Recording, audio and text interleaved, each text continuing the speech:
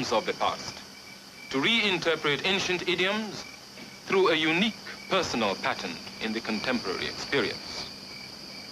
For the modern African, form is a movement which constantly supersedes itself.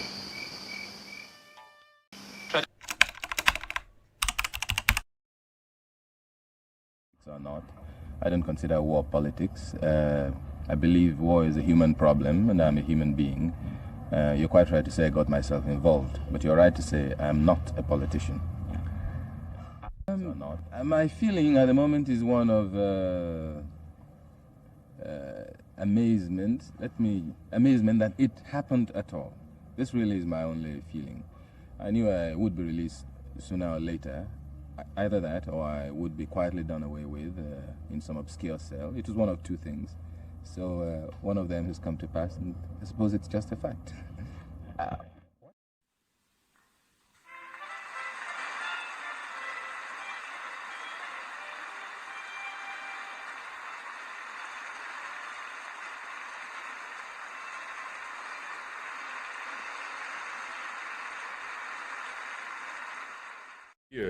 Into investigative journalism, know that the heart of your undertaking is to ask questions, to probe.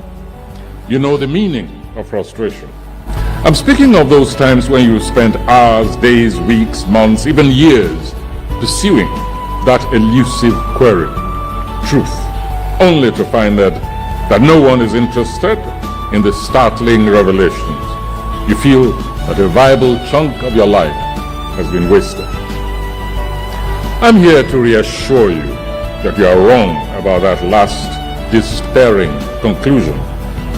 You have accomplished what you set out to do. You've spread your findings before your colleagues, before the public. The correct assessment, therefore, is mission accomplished. The rest is up to that branch of state establishment and or the rest of the public to pick up the gauntlet and round off your task. If you like, radicals.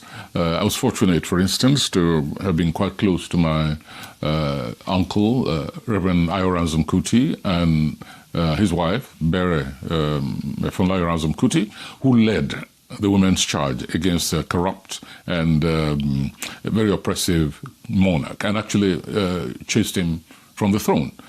And at that age, I was very little, so I was a very useful courier for moving between the legs of people and the police and so on, and delivering messages. My mother was involved in that. She was a lieutenant, if you like, to Mrs. Kuti. So I got my teething, my political teething quite early. I enjoyed it, I liked it, but more importantly, I listened and I understood what the issues were. So from very, very early age, I was able to people. But investigative journalism at the time was not a very strong department of journalism, of the media, work and so on. And I felt that, well, maybe accepting might even encourage a few more of that genre of journalism. The advice which I would have for young writers coming is simply prepare to collect your rejection slips. Write, put those slips in your cupboard, in your drawer, put the slips there, and continue writing.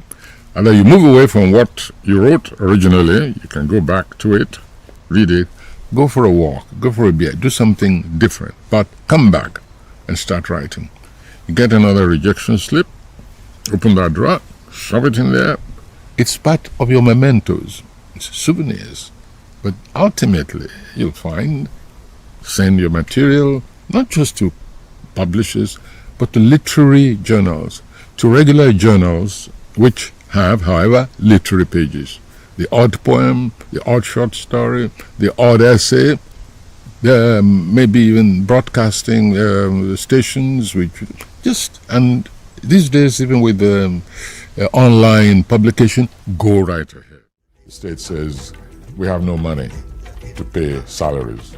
In the meantime, the people see ministers even senior civil servants, luxuriating in the most absurd and obscene way, without any consideration for the entitlements of the citizen, the worker.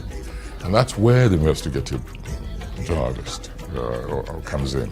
Says, wait a minute, these two things don't add up together. For that, shall we say, nosy Parker journalist to follow up, and lo and behold, all is revealed. Of negritude. Nonetheless, within the last decade, the world did witness one of those signal events that implicate a potential end in sight of what I often refer to as the domination of the versus conditioning in human affairs. Black versus white, Christianity versus Islam, East versus West, communism versus capitalism, etc., etc.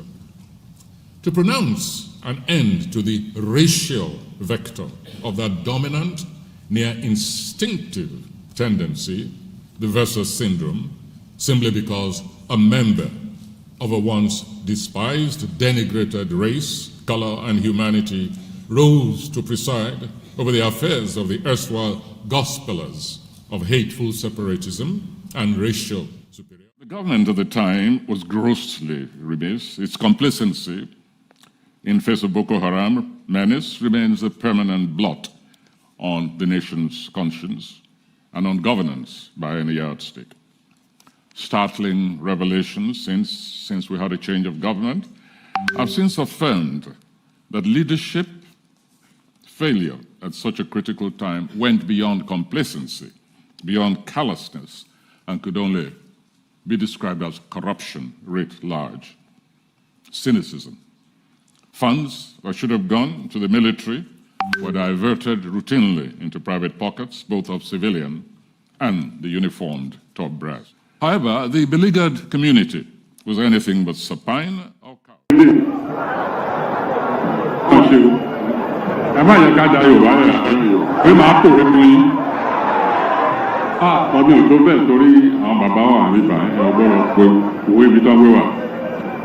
ṣùgbọ́n ẹ̀rí bínú ó yẹ kí n fi òyìnbó díẹ̀ hà torí àwọn aláìgbédè kan wọ́n wà níbí báyìí wọ́n wá láti Bayelsa wọ́n wá láti Katsina wọ́n wà títorí tiwọn ẹ yẹ kí n sọ Gẹ̀ẹ́sì díẹ̀.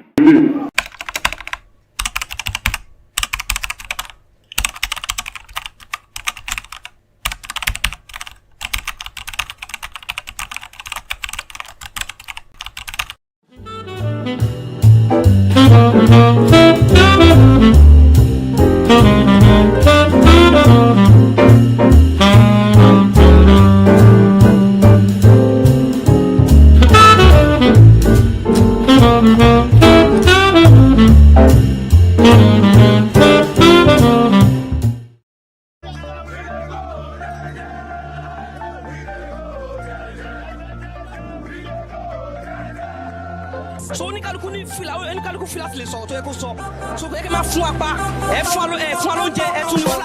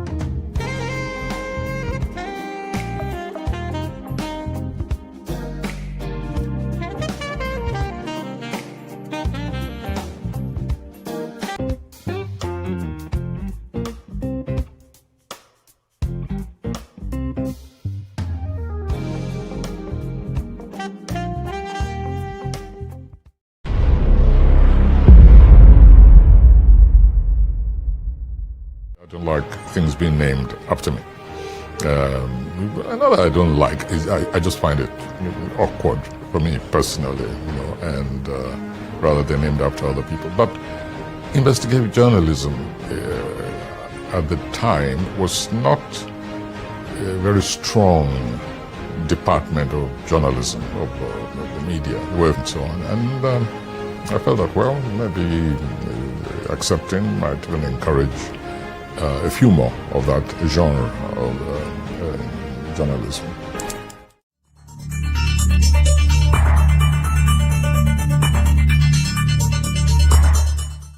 Our panelists are carefully selected to contribute their thoughts and experiences to the burning issues before us.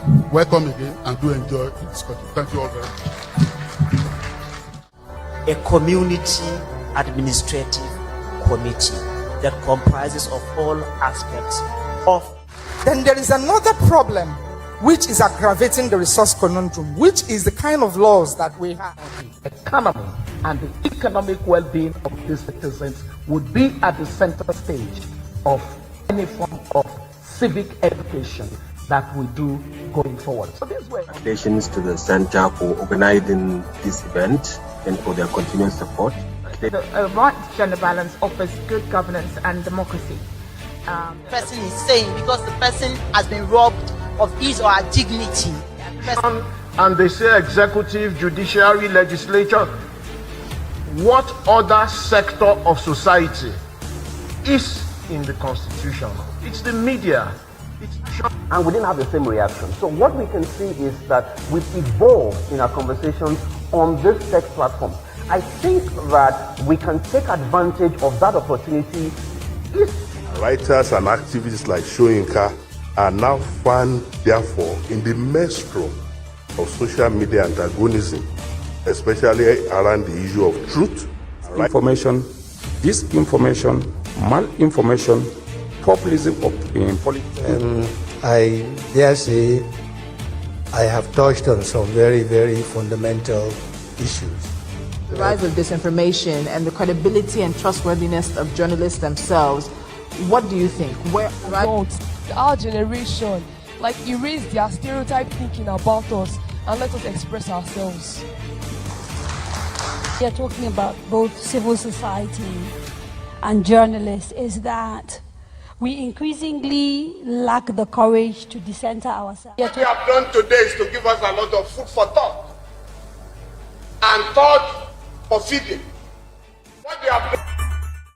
As the media, technology, and information landscape evolves, our commitment remains clear: to strengthen investigative journalism, uphold civic space freedom, and invest in the next generation of storytellers, tools, and institutions that safeguard democracy.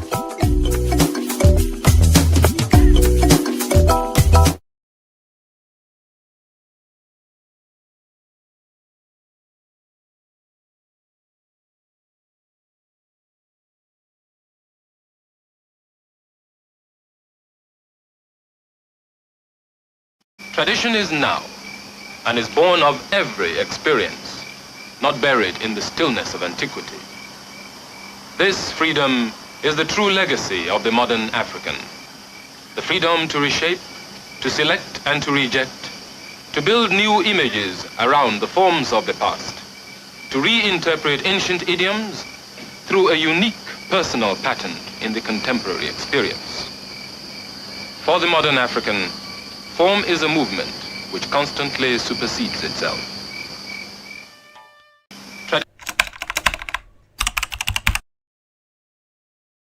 Or not, I don't consider war politics. I believe war is a human problem, and I'm a human being. You're quite right to say I got myself involved, but you're right to say I'm not a politician. My feeling at the moment is one of amazement. Amazement that it happened at all. This really is my only feeling. I knew I would be released sooner or later. Either that, or I would be quietly done away with in some obscure cell. It was one of two things. So one of them has come to pass, and I suppose it's just a fact.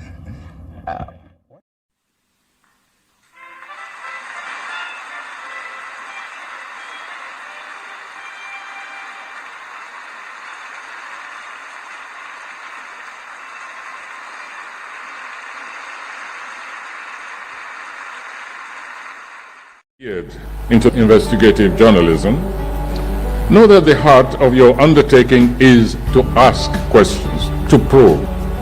You know the meaning of frustration. I'm speaking of those times when you spent hours, days, weeks, months, even years pursuing that elusive query, truth, only to find that no one is interested in the startling revelations. You feel that a viable chunk of your life has been wasted. I'm here to reassure you that you are wrong about that last despairing conclusion. You have accomplished what you set out to do.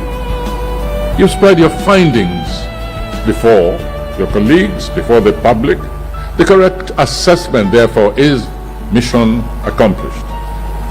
The rest is up to that branch of state establishment and or the rest of the public to pick up the gauntlet and round off your task. If you like, radicals.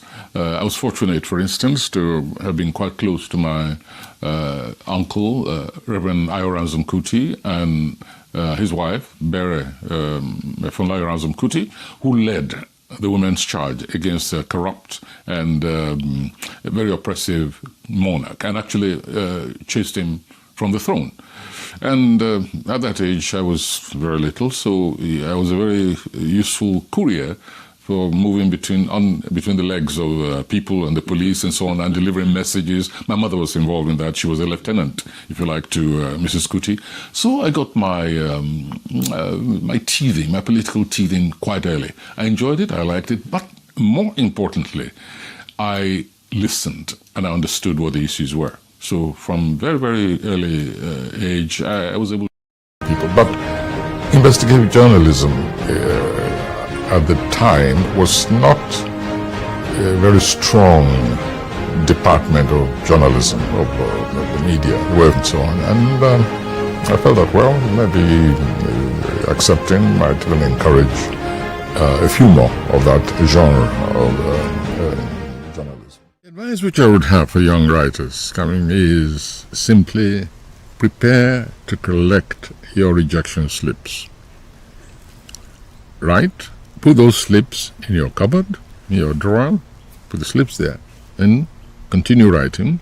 Either you move away from what you wrote originally, you can go back to it, read it, go for a walk, go for a beer, do something different, but come back and start writing. You get another rejection slip, open that drawer, shove it in there. It's part of your mementos, it's souvenirs.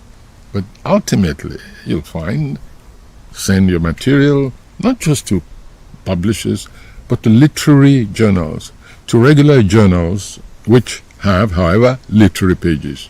The odd poem, the odd short story, the odd essay, maybe even broadcasting stations, which just, and these days even with online publication, go right ahead. The state says, we have no money to pay salaries. In the meantime, the people see ministers, even senior civil servants, luxuriating in the most absurd and obscene way, without any consideration for the entitlements of the citizen, the worker. And that's where the investigative journalist comes in. Says, wait a minute, these two things don't add up together. For that, shall we say, nosy Parker journalist to follow up, and lo and behold, all is revealed. Of negritude.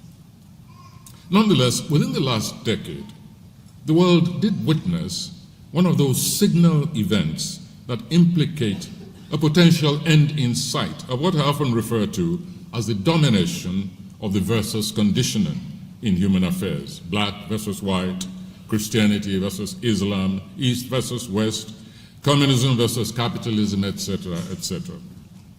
To pronounce an end to the racial vector of that dominant, near instinctive tendency, the versus syndrome, simply because a member of a once despised, denigrated race, color, and humanity rose to preside over the affairs of the erstwhile gospelers of hateful separatism, and racial superiority. The government at the time was grossly remiss. Its complacency in face of Boko Haram menace remains a permanent blot on the nation's conscience and on governance by any yardstick. Startling revelations since we had a change of government have since affirmed that leadership failure at such a critical time went beyond complacency, beyond callousness, and could only be described as corruption writ large, cynicism. Funds that should have gone to the military were diverted routinely into private pockets, both of civilian and the uniformed top brass. However, the beleaguered community was anything but supine or cowed.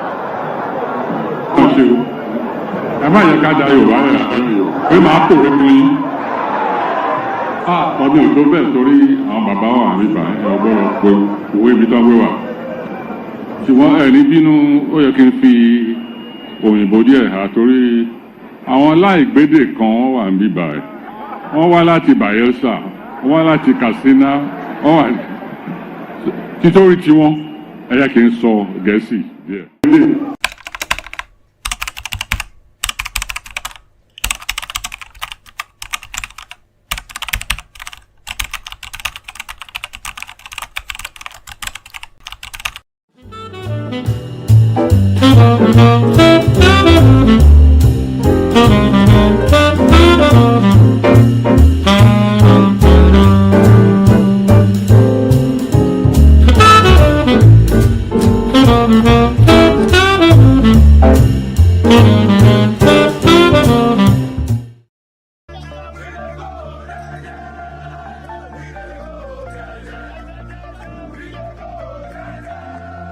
So oníkálukú ní fìlà oníkálukú fìlà ti lè sọ̀rọ̀ tó yẹ kó sọ so kò yẹ kí n máa fún apá ẹ fún alóúnjẹ ẹ tún ní fìlà.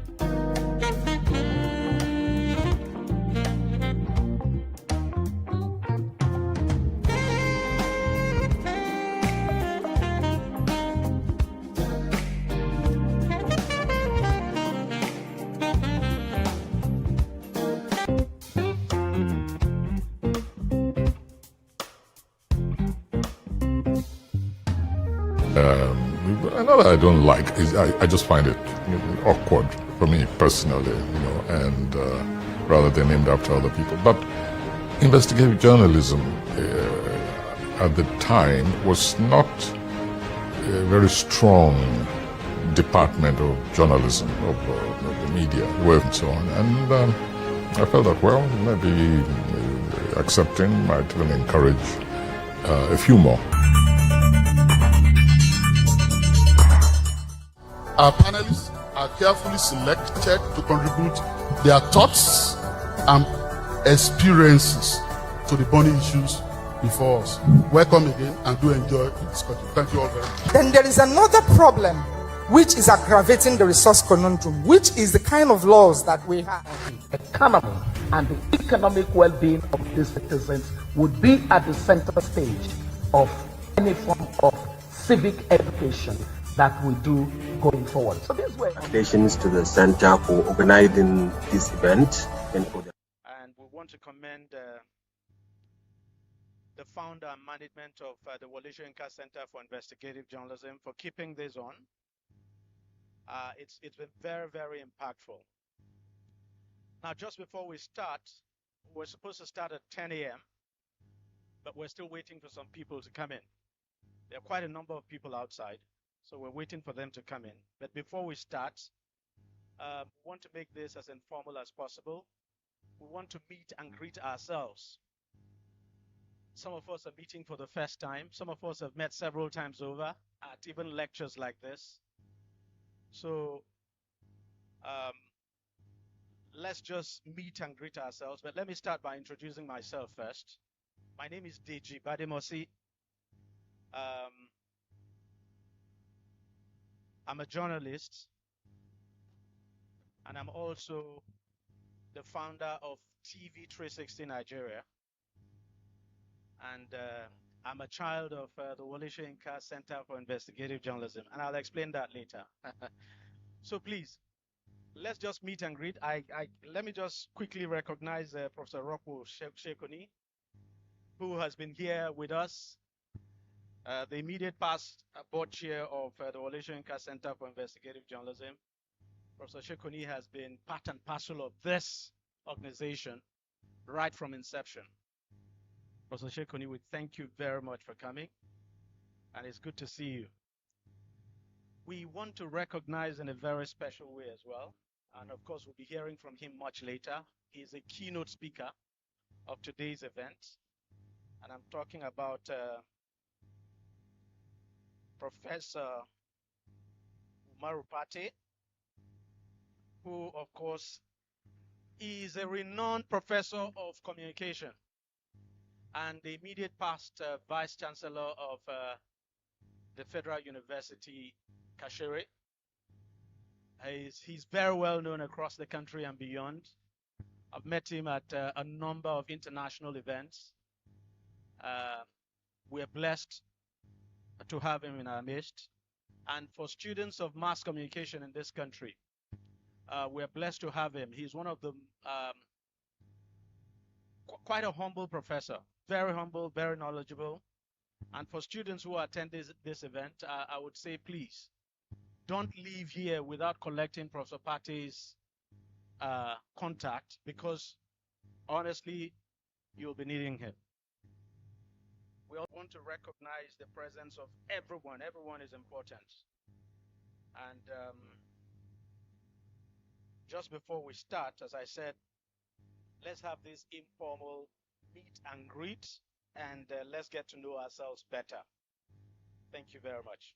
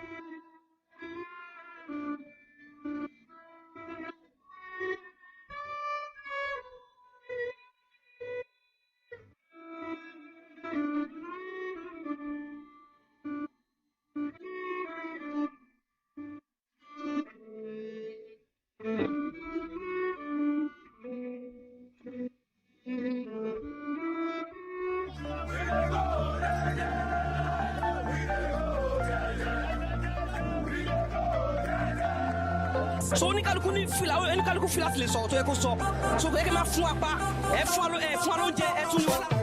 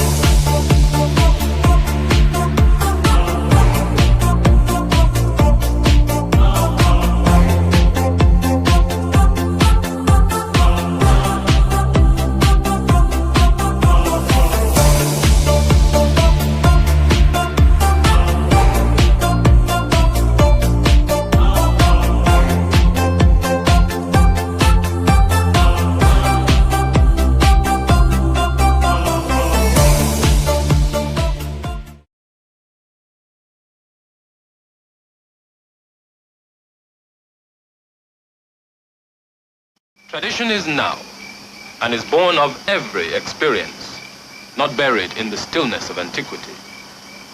This freedom is the true legacy of the modern African. The freedom to reshape, to select and to reject, to build new images around the forms of the past, to reinterpret ancient idioms through a unique personal pattern in the contemporary experience. For the modern African, form is a movement which constantly supersedes itself.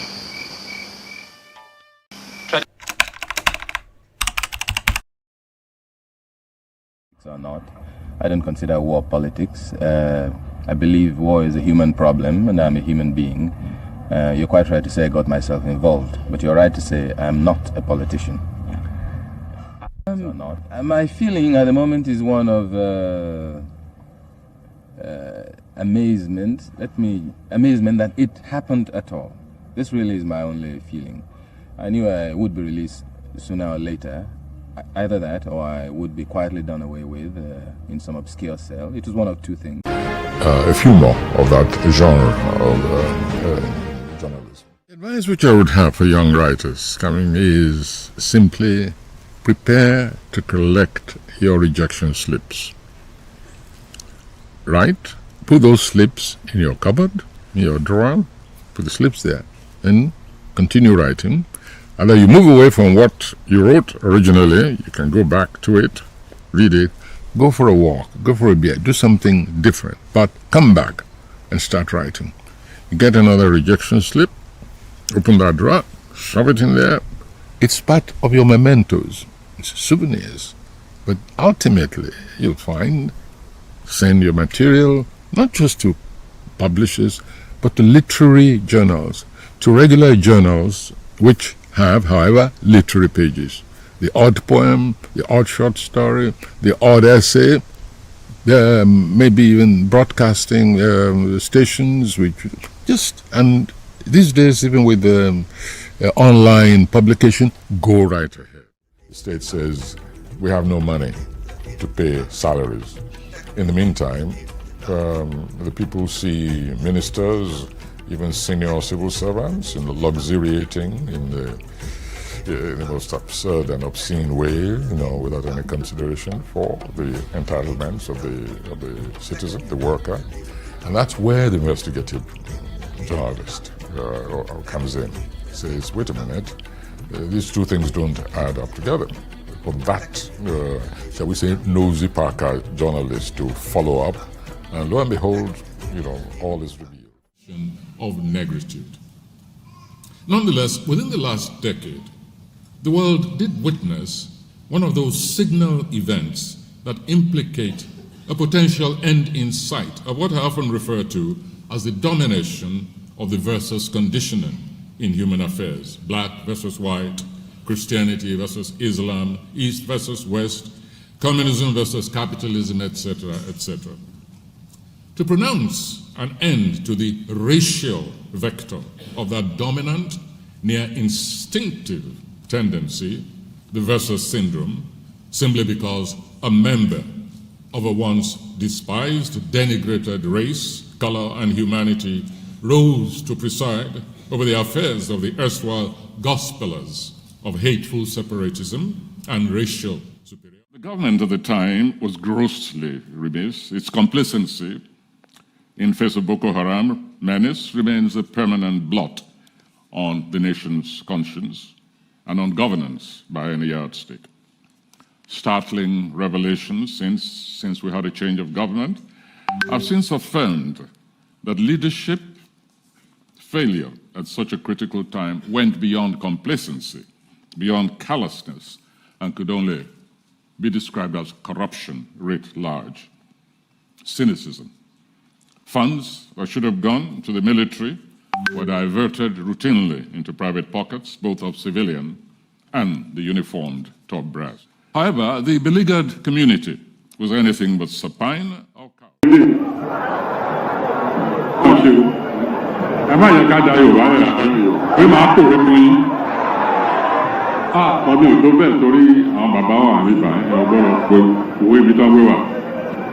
ṣùgbọ́n ẹ̀rí bínú ó yẹ kí n fi òyìnbó díẹ̀ há torí àwọn aláìgbédè kan wọ́n wà ń bí báyìí. Wọ́n wá láti Bayelsa, wọ́n wá láti Katsina, wọ́n wà títorí tiwọn ẹ̀yà kì í sọ Gẹ̀ẹ́sì díẹ̀.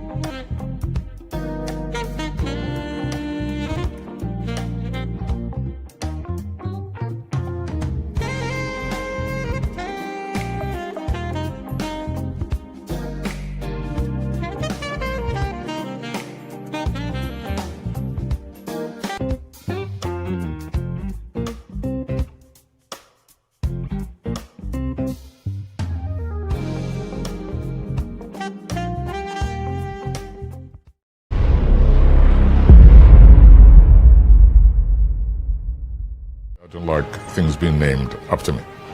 Another I don't like is I just find it awkward for me personally, and rather than named after other people. But investigative journalism at the time was not a very strong department of journalism, of the media, and so on. And I felt that, well, maybe accepting might even encourage a few more of that genre of journalism.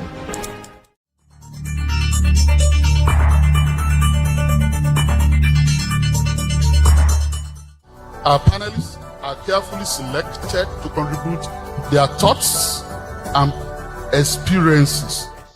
We thank you very much for your patience, and I think we're now ready to start.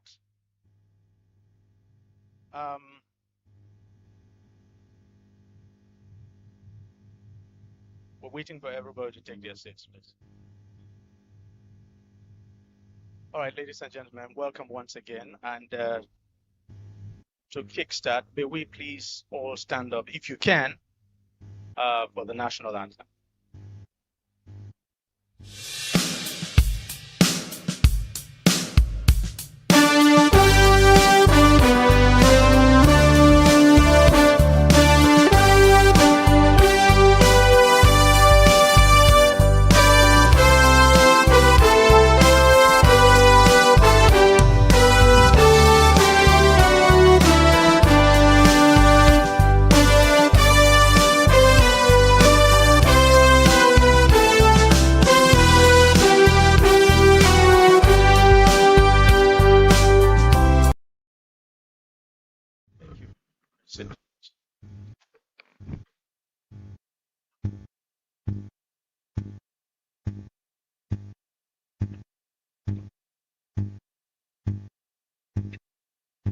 Well, we want to welcome you once again to the 18th Wole Soyinka Media Lecture Series, which of course is the flagship annual public engagement of the Wole Soyinka Center for Investigative Journalism.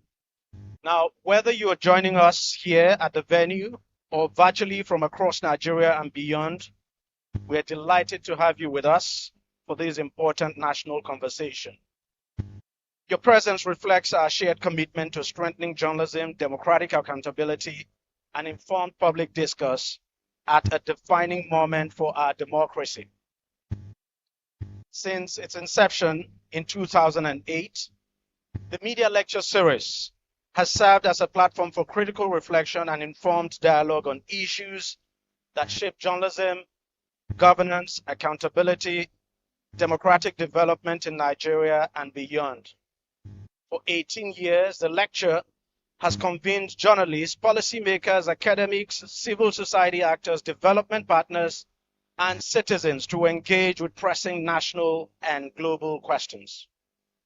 This edition of the Wole Soyinka Center's Media Lecture Series is particularly significant as the center, of course, is in its 20th year of strengthening investigative journalism, promoting transparency and accountability, and advancing a more informed and democratic society. As Nigeria looks ahead to another electoral cycle, the questions before us are both urgent and consequential. How do we safeguard truth in an era of misinformation? How do we strengthen public confidence in journalism? What responsibilities do the media institutions and citizens share in protecting the integrity of our democracy? These questions are they're actually at the heart of this year's theme, which is Beyond the Ballot, measuring democracy through security, welfare, accountability, and public trust. We're honored to have with us an exceptional lineup of speakers and panelists whose expertise and perspectives will enrich today's conversations. Today also marks a special day for the center as we commemorate the 92nd birthday of our grand patron, Africa's first Nobel laureate in literature. That's Professor Wole Soyinka. Can we please put our hands together for him? Of course, we're all aware of his lifelong commitment to truth, justice, freedom of expression, and democratic values, which of course we know those values continue to inspire generations across the world. Please let us once again celebrate our Prof. Now, to formally commence today's program, I want to invite the immediate past board chair of the Wole Soyinka Center for Investigative Journalism to give us the welcome address. And we're talking about Professor Ropu Shekuni. Your hands together for him, please.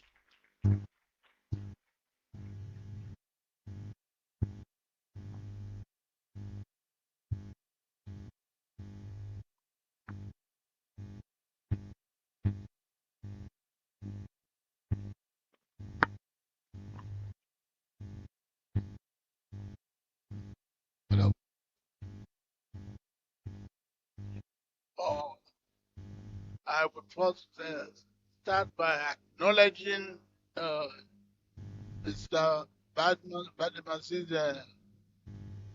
introduction, which has basically captured what I would have talked about. But I still believe that given the sacrifice that brought all of us here on time, this kind of rainy season that we have, I want to welcome you warmly for the sacrifice you have always given to the Wole Soyinka Center for Investigative Journalism. This is our 18th, and we are still kicking.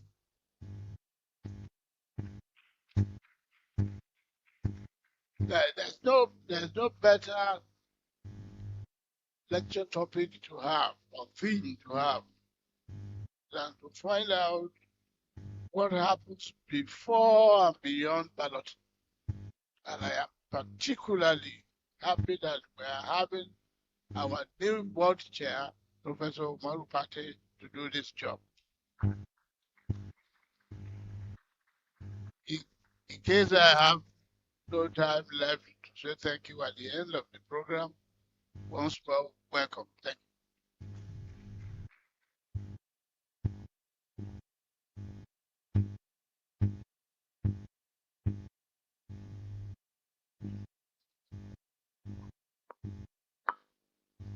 Thank you very much, Professor Shekuni.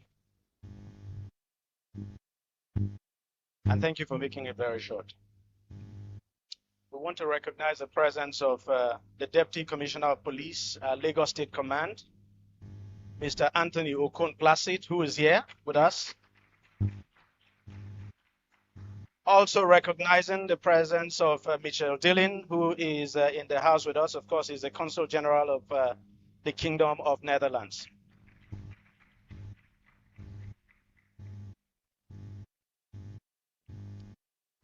Now, one of the enduring strengths of the Wole Soyinka Media Lecture Series is its ability to convene diverse voices now committed to advancing journalism, democratic governance, and accountable public institutions. We're privileged to have with us distinguished guests and leaders from across different sectors whose work continues to contribute to the national discourse on democracy and the public interest. We will now receive goodwill messages from Ambassador. We'll receive goodwill messages now from, I understand he's not here. The ambassador is not here, right? Okay. So let's just quickly receive the goodwill message now from Mr. Michel Dillon, who is the Consul General of the Kingdom of Netherlands with us here. Of course, we're going to come to that actually. We'll also be receiving goodwill messages from representatives of the Lagos State Government, the Ogun State Government, the Ekiti State Government, and of course, the Ondo State Government. Now, let me just invite at this point Mr. Dillon to come and give us the goodwill message.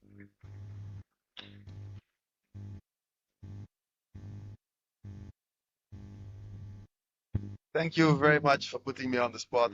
I will be happy to do so because, well, unfortunately, the ambassador is in Abuja. He couldn't make it. He's actually traveling to Europe at the time. But the Netherlands has always been supportive of the Wole Soyinka Center, and we're actually very proud of the work that the center has been doing over the course of the years. Because we realize it's not easy. You know, investigative journalism sounds like, oh yeah, well, you know, you write and you publish but this investigation is serious business, and sometimes it's also a business that is maybe not extremely safe because you might uncover things that people don't want you to uncover. And therefore, everybody in this room and everybody of the center is actually doing work that deserves support, and that deserves support also on an international level, but also obviously on a national level. So therefore, thank you, Wole Soyinka Center for Investigative Journalism, for the work you're doing by supporting these journalists who are so active in the field. That's basically as form of a goodwill message. I think I'll come back later. Okay. Thank you. Thank you, Mr. Dillon. Now, every edition of the Wole Soyinka Media Lecture Series is anchored by a keynote that challenges us to think more deeply about the issues before us. Today's keynote speaker is someone whose career spans academia, journalism, media regulation, and public service. Professor Umaru Pate is a professor of communication at Bayero University, Kano, He is also the immediate past Vice Chancellor of the Federal University, Kashere, and a member of the Board of Trustees of the Wole Soyinka Center for Investigative Journalism. Across decades of scholarship and leadership, he's contributed significantly to conversations on media, communication, governance, and national development. It is therefore a privilege to invite him to deliver the keynote address to this year's theme, which is Beyond the Ballot, Measuring Democracy Through Security, Welfare, Accountability, and Public Trust. Distinguished guest, please let us put our hands together for Professor Umaru Pate.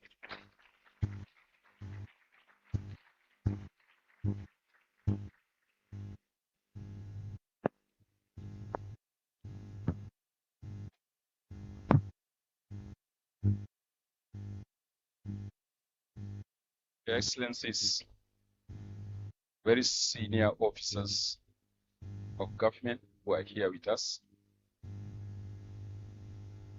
board members of the Wole Soyinka Center for Investigative Journalism, distinguished ladies and gentlemen, good morning.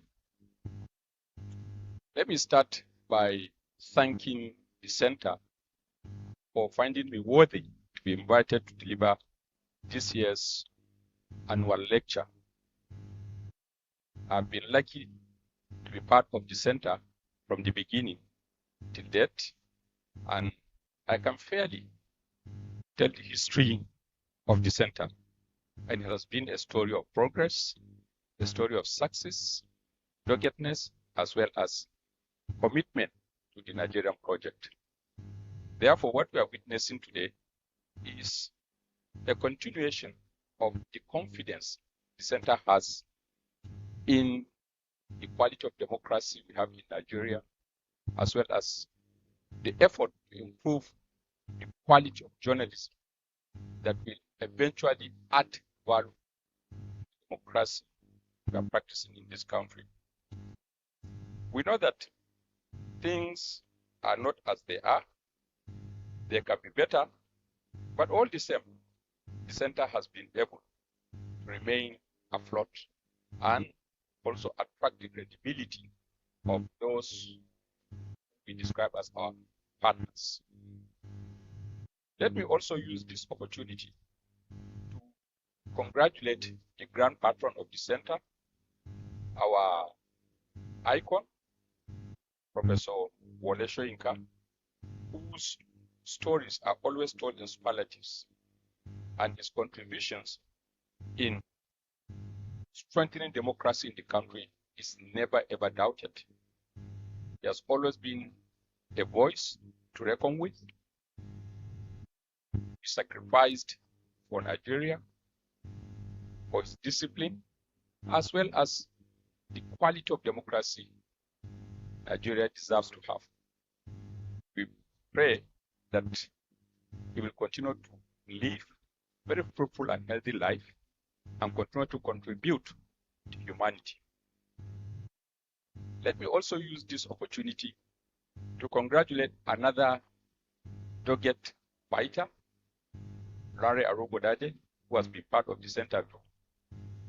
He is lucky to be sharing the same birthday with Professor Wole Soyinka. I hope, even if people like me are not alive, others will be alive to celebrate your 92nd birthday and beyond. So we wish you well. Professor Soyinka has remained an asset for this country.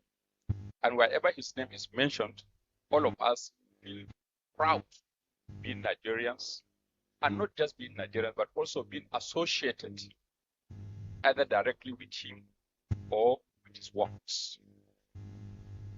For the center, yes, like I've said at the beginning, we're grateful it has remained a platform of credibility, discussing, critically challenging, and raising issues of value to our governance, democratic accountability, civic engagement, and even without assessment, we can confidently say the impact has been profound for those who care to know. Today, we are to talk about beyond the ballot.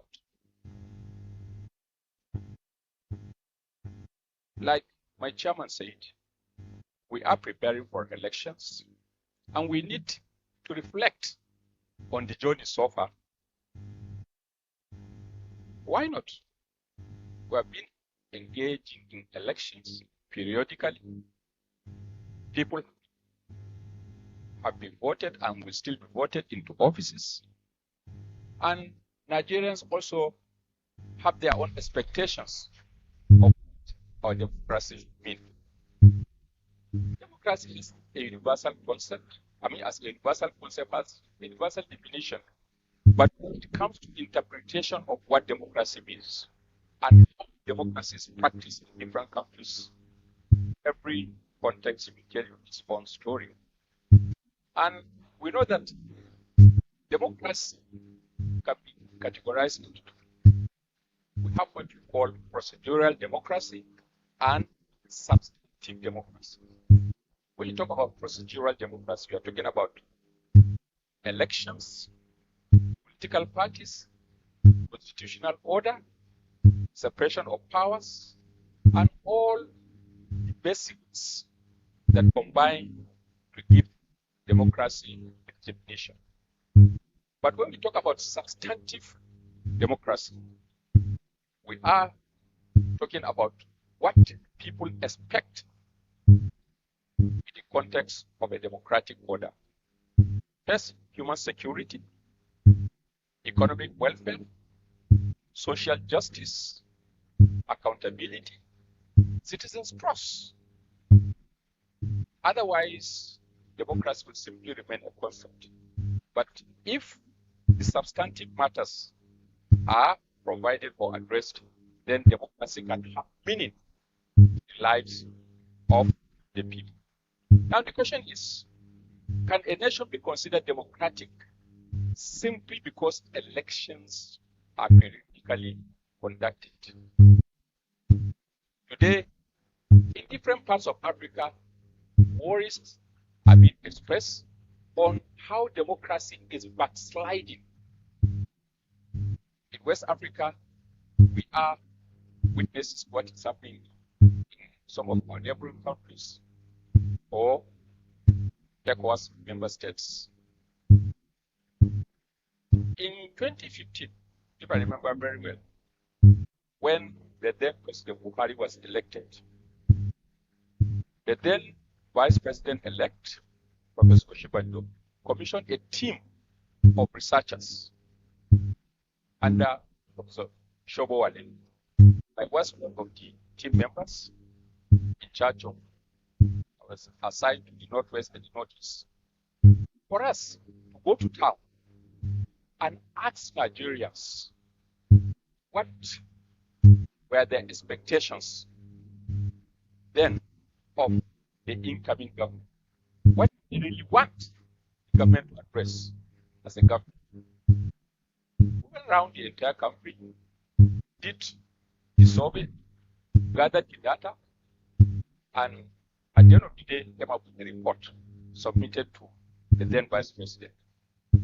And to give you a summary, Nigerians' major concern then, and I still believe up to today, one, address security. Nigerians across the board raise that issue.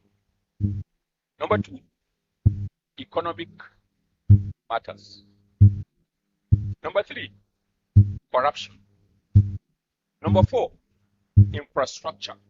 Number five, education, if I remember very well. And if you could also remember, the then in his inaugural speech, he listed the issues as presented to him from the research report. Whether we have been able to address the matters substantively or not is something that all of us here can give our individual opinions. And if you want to judge an individual, First of all, look at the depth from which is coming to the height that we able to attain. So why have we been coming 2018 up to date? Have we witnessed an improvement on issues of security, on issues of welfare, on issues of the economy generally? Again, it depends on where you are. Now, democratic practice and citizen satisfaction has remained a contentious issue, particularly in Africa. Several surveys or survey reports are available to tell you what citizens feel. Recent Afrobarometer report across 39 African countries revealed that 2/3 of Africans prefer democracy to any other form of government, but satisfaction with the way democracy works in their country or in their individual countries just about 37%. This includes Nigeria. The truth is, we love democracy, we like democracy, but the discipline to practice democracy means and the willingness ourselves to the principles, fundamentals, and requirements of democracy has remained an issue. The 2024 African Young People Survey also, which involved about 5,600 youngsters, and that also included Nigeria, revealed that 60% of youngsters in Africa want to leave their countries or emigrate due to corruption, which threatens their future individually and collectively. In other words, 1 in 3 of the respondents believe that democratic rule has no future for them individually and collectively. And this is an indictment on the kind of democracy we are practicing. Democracy should be able to give hope. Now, let's understand our context, or the Nigerian context. The Nigerian current situation cannot only be explained in security terms, which we all know, but within its deeper roots. And what are some of these roots that we need to properly understand, be able to situate our kind of democracy and probably fallouts, historical grievances, and identity politics. These have been part of what we do, and fully or not, they have their own implications for the kind of democracy as well as the expectations of our people. Can we say many of us have remained prisoners of history, and we have failed to change or move in our psychic orientations? What of our identity politics, which also has remained with us? They want that easily we can rise as this or that, not on the basis of principles, but on the basis of ascribed identity. And like any other sociology student can tell you, there are two major categorizations of identity. There's identity and required identity. I did not ascribe being a man or to be born in a particular location in Nigeria or to be within a particular ethnic group, but I was created through a particular family, just like nobody here selected who should be his father or her father. So why should I be a victim simply because I was born in a particular area? Applied identity.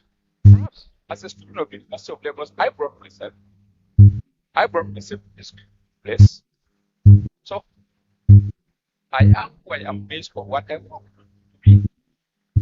But I did not decide to be a man or a woman. I did not decide to be born in Adamawa State or Lagos State. Now, why should I be a victim because I'm from Adamawa or from Lagos? These are issues that we are yet to address sincerely in this country, and they have continued to remain part of our politics. Then, social and economic exclusion. Again, you cannot talk about true democracy without also addressing economic issues. Like we say in journalism, economic independence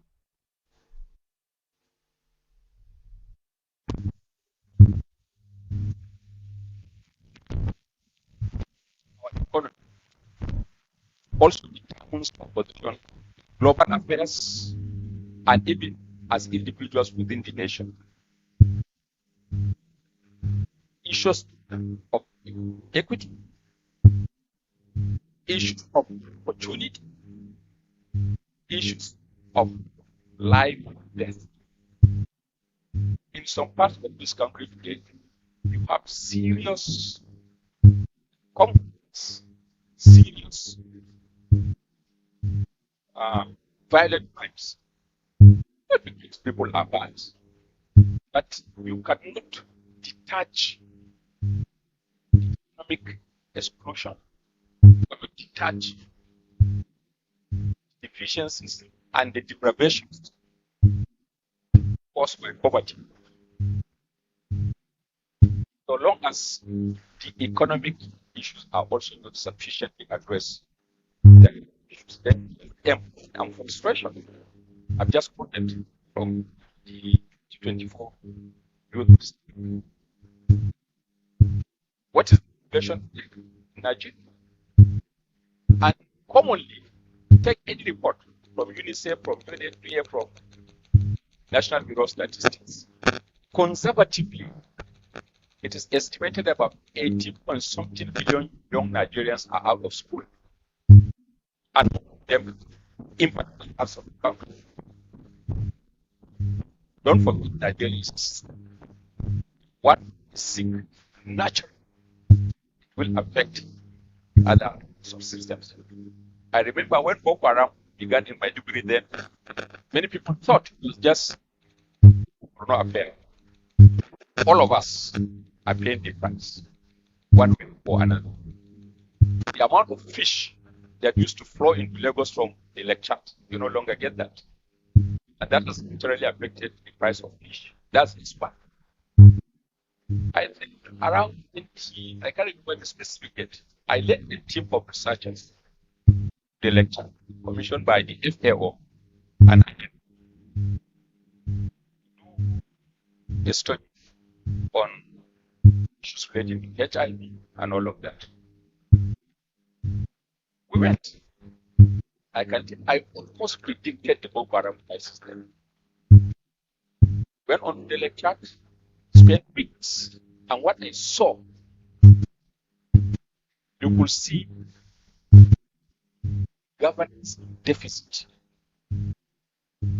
And so almost every Nigerian was in that place. Every Nigerian had plenty of money. When I say money, I read money. People will spend the day on waters, catch fish, plenty of onions, wheat, rice, and everything. A lot of money. But no government visibility except for tax collection. No schools, no security system, no this, no that. If you see the kind of behavior and people who are living, plenty of money with nothing to do. All that needed was leadership. Give meaning to their lives. Eventually, Boko Haram took that opportunity. And today, nobody will go to that area where there are a lot of economic resources. But Nigeria invested hugely in the lecture scheme, what they call the lecture basin authority. A lot of money money and a lot of resources. We have just abandoned that place. Ask or tell anybody, the Shagari government constructed the biggest power generating plant in that place. It could supply the entire northeast region. If you don't know, you can check in New Market. I don't think since the Shagari days, the generators or the plants have worked. And only God knows how the plants are today. They were meant for irrigation and other agricultural activities. So then weak institutions and governance deficits. You see that all over the place today, the local government systems have completely collapsed. And I can tell you up north, the local government systems for a long time have provided the first line of governance as well as provisions for solving a lot of community issues relating to security. Farmers and herders didn't need to go up to address their issues. These are something that the local government can handle. Petty contracts for people to remain occupied, handling issues relating to primary school, primary healthcare development, and all these community relational issues. But today, the local government system have completely collapsed. This regime tried as much as it could to ensure that there is independence and the subventions given to the states, to the local governments, are managed. But whether that is successful or not is a point for all of us here to think of.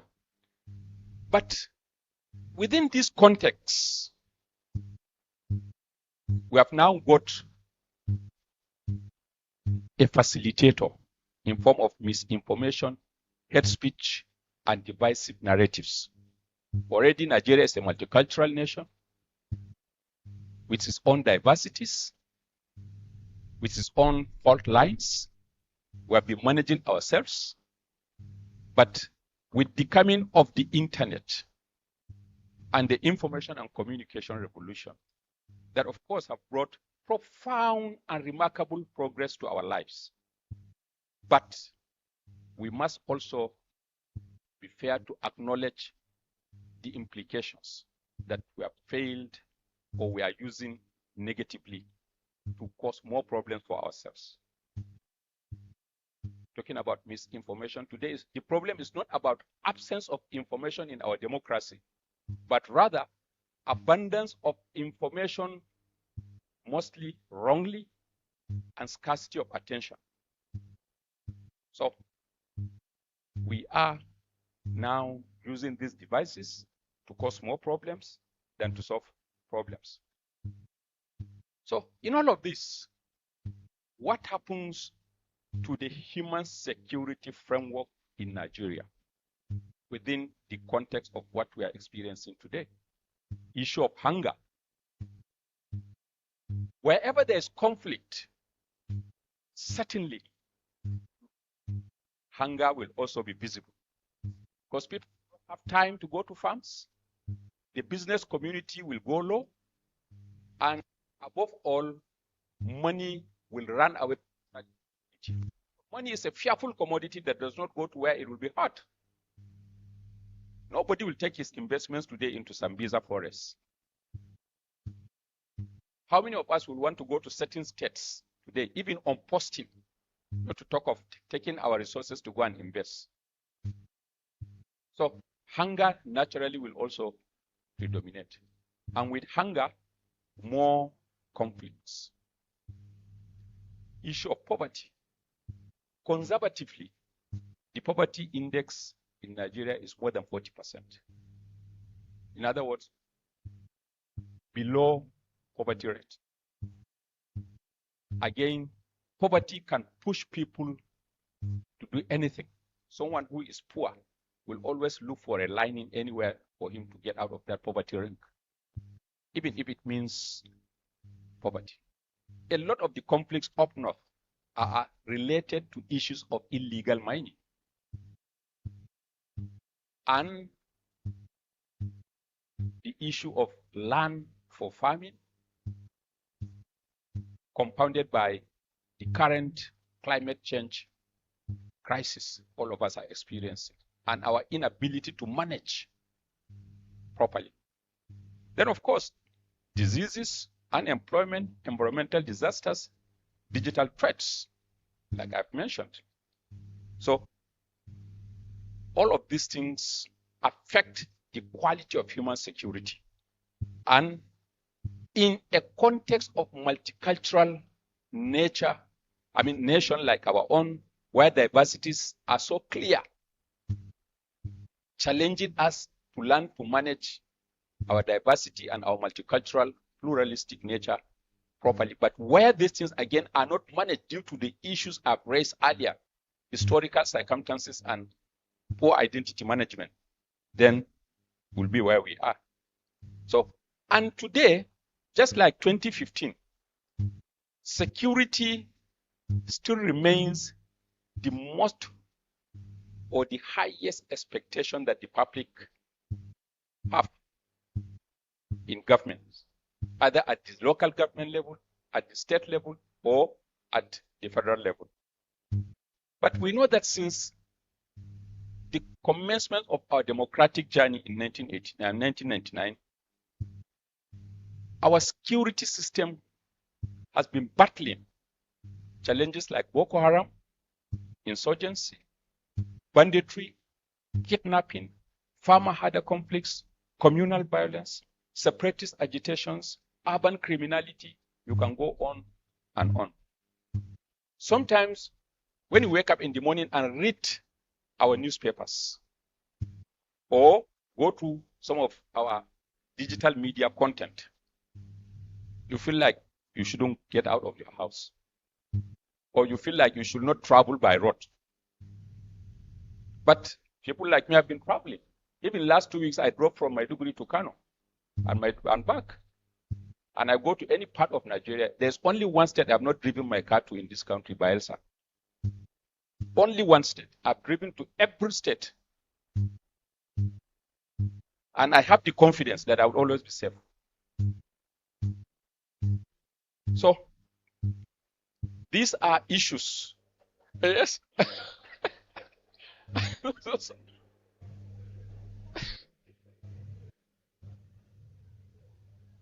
Tell me today to drive. If you give me a car now, after this lecture, I can drive to Kano.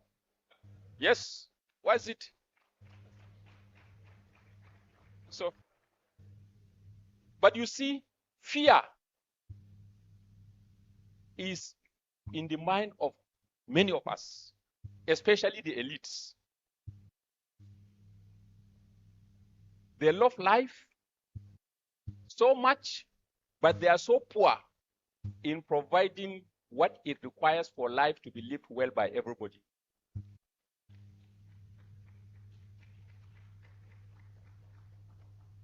Many of our states today are investing in airline business so that the big men will not travel by road. Yes.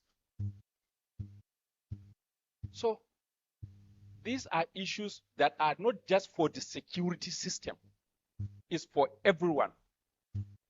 And we must admit and address it squarely. After all, the military, the police, the whatever you call them, how many of them are in Nigeria? What is the size of Borno State alone? Nigeria's size is more than 923,000 kilometers. Are you going to put a policeman at every post? Which means there must be trust, and there must be authority, and there must be visibility of leadership in whatever we do.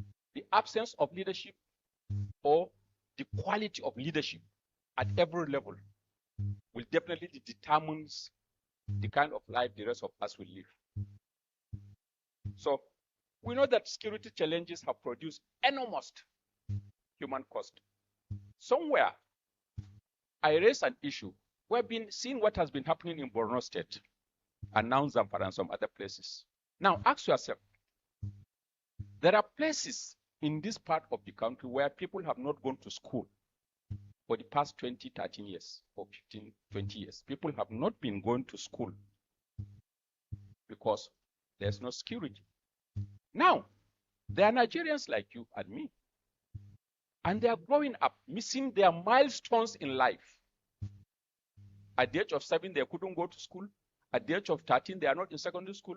At the age of 20, they are not in the university. At the age of 23, 24, they are not married or employed, and no education. And they are in millions. What happens by the time they also grow, like you and me, and they see what other Nigerians are enjoying? And who will represent their own parts of the country in the Nigerian system? We have to answer these questions. What provisions are we making for these people who are also coming up, but everybody appears and pretends that they do not exist, and they're in the Nigerian map? We must think of how to address the aftermath of all these crises that we're experiencing. Without it, definitely our democracy will remain injured, because citizens will ask. Citizens will evaluate democracy not through constitutional provisions, but through their lived experiences. What am I feeling? Can I find employment as a Nigerian in a democratic context? Can I feed my family? Can I access health care? If my friend can run to Egypt or can go to UK and die there and come, only his corpse will return, what of me? Can my children receive quality education without paying fees that I do not even possess? Can I live with dignity? What is the life expectancy rate of a typical Nigerian today? Check the books, it's 55 years. For you to be lucky to survive infant mortality, survive accidents, survive Boko Haram, and survive hunger, then the expectation is 55 years. Now, what is the access to electricity? And then how many of us live below the poverty level? If democracy cannot respond to these issues in Nigeria today and tomorrow, then we have a very big problem to address. Our democracy should be able to reduce poverty, and that is why we have leaders who should think on our behalf. Not for us to be seeing leaders getting richer and the generality of the population getting poorer. In other words, when some people's stomach get bigger and bigger, other Nigerians continue to experience constipation and diarrhea. It can't work. You don't need to go into Marxist books or political economy approach for you to understand that poverty must be addressed. We have to guarantee security. Without security, even the democracy itself will not find space, talk less of some people contesting and winning elections. We must, it's not an option. What it takes, we all know. And of course, create opportunities that could provide employment. And these opportunities should not only be in government. Our industries need to be revitalized. The mining sector, where people are now taking Nigeria's resources illegally, the kind of flora and fauna that people are destroying, we must rise to legalize for people to gainfully be part of it. We know that the largest deposit of gold in this country is somewhere around Zamfara. It's not a secret. Zamfara, Sokoto. And for those of you who may not know, Sokoto has petroleum deposit. Go and check the books. Mobile, Nigeria did a study on that long time. There are deposits. So how can we legalize the extraction instead of allowing foreigners from neighboring countries to come in very, very crude manners, exploit, and not just exploit, but destroy the communities and leave us in very terrible shapes. So, issue of education, the quality of our education will definitely determine the quality of our human beings in this country. But where we pretend that quality is simply by expanding this system without controlling the quality is deceptive. In other words, expansion without qualitative control is simply dangerous. And that is exactly what we are doing. Opening schools without minding about the quality of the schools that we are establishing to train our young people who will be the real builders of the nation. Again, it's an issue we have to address. The population of Nigeria is beyond 230 million. The land of Nigeria has remained what it has always been, and the opportunities are reducing. So what do you expect in such a conundrum? When you have a catastrophic collision of so many negative factors, poverty, conflict, and then overgrowth in population, we need to put on our thinking caps. Then, of course, inclusive growth, and above all, we must continue to address the issue of corruption in every form of the world, and we know it exists. Clearly, with all the agencies that we have, sometimes when you look at the zeros, you can't even call what it means. Honestly, when I see so many zeros of monies stolen or misappropriated, let's not say stolen, misappropriated, and I wonder, what do you need all these resources, what do you need these monies for as a human being? So, again, we must look at our values. So, democracy that fails to improve livelihoods eventually loses legitimacy. If Nigerians today say, why should I vote? One day, a student asked me in the class, says, sir, why are you punishing us because we are involved in examination malpractice? He asked me, he had the, I said, yes, we have to punish because the university rule says we should be punished. Say, but sir, people steal millions of naira. They are taken to court. They get permanent injunctions. And we see them running around. So what is it? Me, I only stole a small exam answer.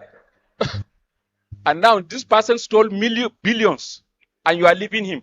And you are dismissing me from the university. I say, I don't have an answer, but this is what the rule says. But you know, it's challenging. If your child asks you that question, what will you tell him? Stealing is stealing. Whether it's intellectual stealing or monetary stealing, it still remains stealing. And there's no way the country can grow when individuals take national resources and appropriate to their own personal uses. So that will undermine and subvert the legitimacy of the system. Why should I belabor my life only to end up in this state? So the legitimacy will definitely be defeated and people will not feel that they must necessarily vote. So the whole thing is about accountability. Democracy must accept that it goes with responsibility. Responsibility of accountability, responsibility of transparency, and responsibility that leaders can be sanctioned when they are involved in any form of misconduct. Without accountability, we know what the consequences will be. Corruption flourishes, public resources are wasted, and above all, democracy weakens and people become distrustful of the system. And once people are distrustful of the system, we know what it means. Deep-seated mistrust between citizens and the state across ethnic groups, religious lines, and all of that. And wherever you don't have trust, certainly issues will continue to remain fragile. And like I said, from governance and security to education and the media, the crisis of trust has become one of the most critical challenges undermining Nigeria's unity and progress. Yoruba man does not trust Hausa man. Hausa man does not trust Igbo man. This man does not trust that one. Student does not trust teacher. Wife does not trust husband.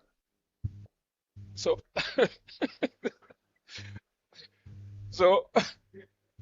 so how can you have peace? And trust is not something you see. It's something that is in the mind. So truth is under attack from factories of fake news all over the place. So many. So you wonder what even to trust and what not to trust in today's Nigeria. Leaders speak, yet no impact. Sometimes they will speak one thing and you will see the opposite. So you wonder. So the invisible foundation for our democracy is what? Is trust. We must have that. But trust can only be cultivated in the hearts of people when they see leaders who are truthful, when they see leaders who are of relevance, and when they see leaders who are competently and confidently managing their resources for their own satisfaction. Otherwise, there's no way we can have proper democracy. Instead, we shall have political apathy, disinformation, extremism, and fragmentation that at the end of the day will not be in the interest of all of us. I may not have the solutions. Nation building is an ongoing project. You cannot solve Nigeria's security problem in one day. There are a lot of factors that are involved. Corruption may not be stopped in one day, so long as certain generations are alive in Nigeria. So it will take time. Yes, all of us are part of the generation. And when you see how people cheat in universities and WAEC or NECO, you wonder if these are the people that will also grow and go to the National Assembly and go become ministers. Yes, simple exams. Today, NECO, there was a day I said in the class, I will swear that when I wrote my GCE in 1981, we were not allowed to cheat. I will swear with the Quran, bring it. Then I said, I want each one of you in this class to stand up and swear. They started laughing at me. I became like a laughing stock. I said, let you all swear here that you were not assisted, facilitated.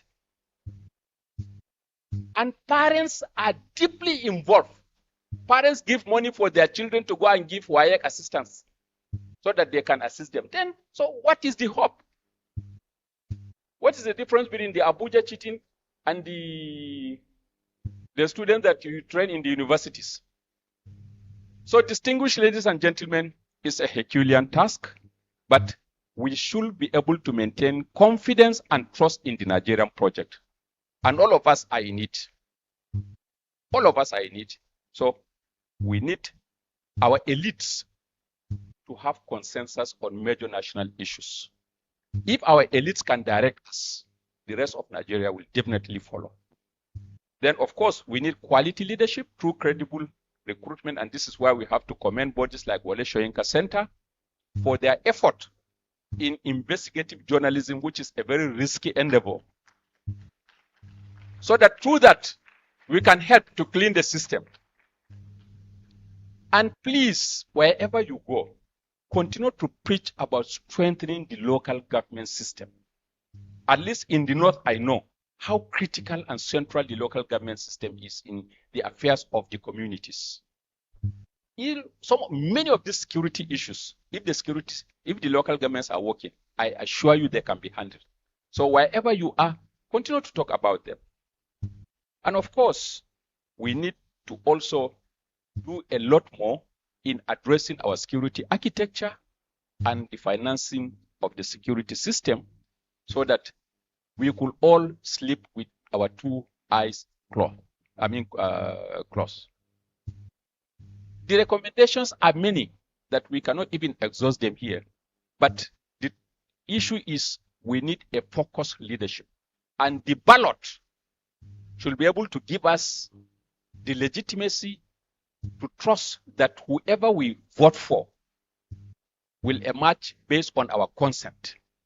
And that consent is what eventually will take Nigeria to the promised land. Distinguished ladies and gentlemen, let me once again congratulate the Grand Patron for being 92. It's not an easy task. And we pray that God will give him many more years ahead. And also thank Wole Soyinka Center for inviting me to share few of my thoughts with a quality audience like you. Let me welcome my teacher, Professor Rab Akin Feleye.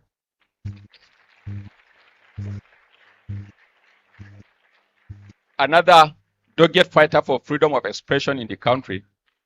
Sir, you know, in the class, if a student comes late, anyway, as my teacher, I will not take any action. So, above all, I thank you for your kind attention. Thank you very much, Rob.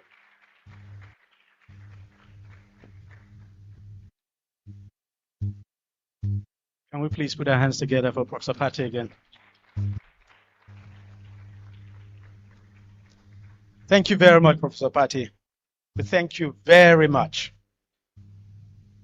One thing came out very clearly from Professor Pate's keynote speech, and it is the fact that democracy is still the best form of governance. Democracy is the best form of governance, and that we all know what makes democracy work, or we know what can actually make it work. But where we have a challenge is how to make democracy work for us. That's where the challenge is. So we know that democracy is the best form of governance. It is what we need in this country and probably across the world and in Africa. We know what can make democracy work. We know everything. We know the ingredients. We know those words. But how? How do we make democracy work for us is a challenge. And the next stage will also be looking at how do we assess the health of democracy. We've had democracy now uninterrupted for 27 years. And if you ask the ordinary man or you ask people on the street, some will tell you democracy has been a failure, that there's been no dividend at all. But the truth is that we've gained some things, we've actually not gained some, and things can actually be better.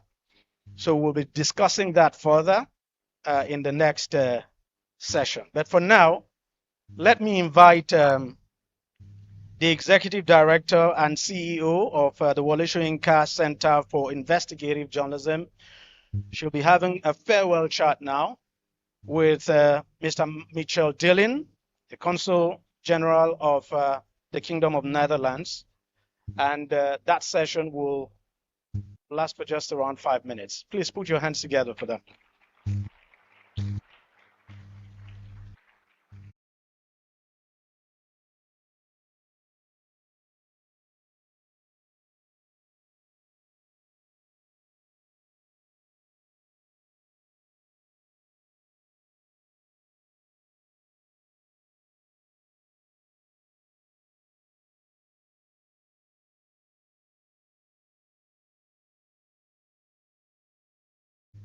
It's great to be here, and it's my pleasure to welcome to this special conversation someone who is a friend of journalism, democracy, and culture in Nigeria. Our guest, Mr. Michel Dillon, has served for about 14 years in Nigeria, cumulatively. He first came here in 1999 at the beginning of Nigeria's Fourth Republic, and he's been posted in and out since then, and he's now concluding his service at this important part of our democratic journey. And we just thought that we should openly celebrate Michelle, who has been a keen supporter of the WSCIJ. The Netherlands Embassy has supported the Wole Soyinka Center for Investigative Journalism since 2007. Consistently, yes, please give a round of applause. For a period of 5 years, the Netherlands Embassy consistently supported the Wole Soyinka Award for Investigative Reporting. Every year for 5 years, they showed up for us. Yes, and for the Civic Space Guard program, the last 2 reports were supported by the Netherlands Embassy. So I have a few questions for you. First, to welcome you. Thank you for doing this. We're doing this now because Michelle has another event at 12:30 on the Highland, and he will need to run immediately after now. But we just had to honor him. So, your first posting in Nigeria was 1999, and at that time we just returned to democracy after decades of military rule. You have now witnessed almost the entire democratic journey of the Fourth Republic, from close quarters. Looking back to those 27 years, where have you seen Nigeria make its greatest progress? And where do you believe its greatest opportunities lie? Wow, that's I think that's that question, and thank you very much, by the way, for inviting me, for having me here. It always feels like family to be at the Wole Soyinka Center. Thank you. Let me tell you, when I arrived as a junior diplomat in Lagos in January of 1999, the atmosphere in Lagos was quite depressing, basically, especially for a newcomer. There would be military checkpoints on the bridges. You still have these sandbags, machine guns everywhere. There would be, you wouldn't, this was in the aftermath of Abacha's regime, basically, which had gained a notorious reputation internationally about, the worst kind of dictatorship that you can have. So when people think about, do we have to make a choice between military or democracy? Military is not the answer. We've seen that, and we continue to see that. So from that 1999 till now, many things have changed, and things have improved. But indeed, as was also said in the keynote speech, if you ask the average Nigerian, he or she will always say, well, yeah, inflation, devaluation, everything went up, insecurity. So there are things in the country that have deteriorated. Bayelsa, I drove to Bayelsa in 2002, but I don't know if I would still do that now. So, and that's a pity for many, many reasons, because, Nigerians also need to know their country, and about identity. Nigerians need to know their country and need to be able to travel from the north to the south and the east and the west to see how other people are living, what other people are doing, and instead of just believing in rumors or stereotypes or misconceived ideas.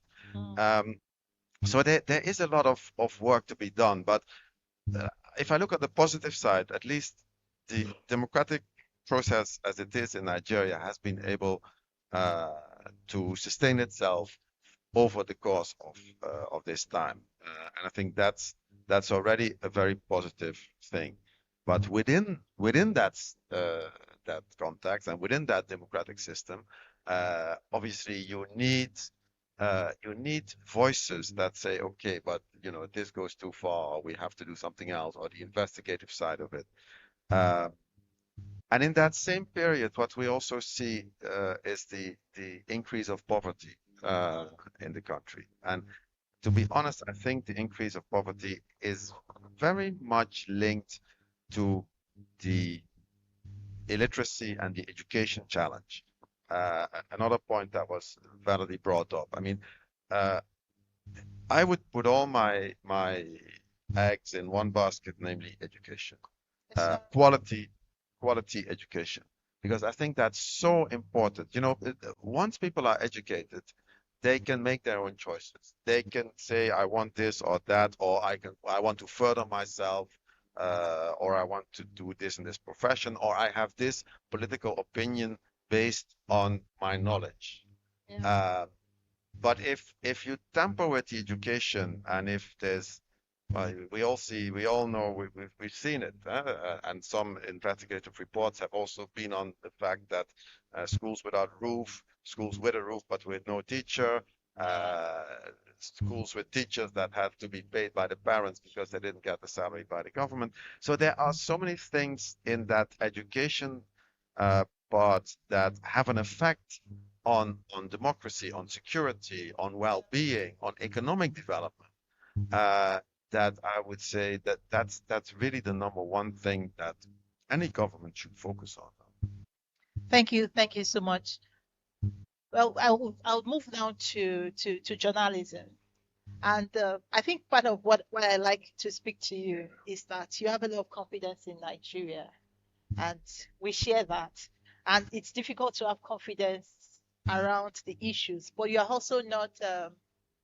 You're not delusional about the issues. You know the issues, but you are also very optimistic about our Nigeria, and that's really great to watch. But on journalism, over many years, the Netherlands have invested in strengthening independent journalism, the civic space, democracy. From what you observe, what gives you confidence about the future of Nigerian journalism, and what qualities do you think that the journalists should continue to develop to remain trusted in the society? Journalism is not easy. That's for one. In many countries it's not, but in Nigeria also. I mean, there was a time when things were a bit more predictable. If you were a journalist, you worked for a newspaper or for a television company, and you would be paid and it would work. And you know that. I mean, the media has changed. So how many newspapers are still in circulation, or what's the number of copies that are printed? It goes down. Even in my own country, if I see newspapers, editorial offices have merged, so you have like 3 newspapers, but there's actually one editor. It's just 3 different labels. So it becomes more difficult because the system in which a journalist can earn money has also changed. And that also creates some insecurity. Now, why I'm optimistic about Nigeria in general is because Nigeria will not fail, because it's not because it's too big, but basically because of its people. You know, the people in Nigeria, whatever they say about each other and whatever people say about them, they are smart enough and intelligent enough to realize that, you know, when we stick together, there's a mutual benefit in that. And in addition, they are also very smart in setting up businesses. So if you see unicorns on the African continent, you always end up in Nigeria. Fast-growing businesses, you end up in Nigeria. But journalists are, how should I say? Journalists are discovering new ways of reporting, I think. Whether it's through online, whether it's through, I see a lot of things on Substack nowadays popping up, where people are writing. So there are different avenues other than the traditional newspapers and TV stations. And as I said in the beginning, the investigative journalism specifically is, of course, not always without dangers, because you might be uncovering things that people don't like. So a support structure behind that to basically tell journalists, you know, this is how you can do it, this is the best way to approach it. Exchanges between on the international field between Nigerian journalists and journalists from other countries. How do you approach this? I think that builds up the quality. It builds up the quality of investigative journalism, and that's through the center actually, what I've seen in the last couple of years. I think maybe I'm wrong, but I think the young generation of journalists is a bit more, well, not more, but it's also a very eager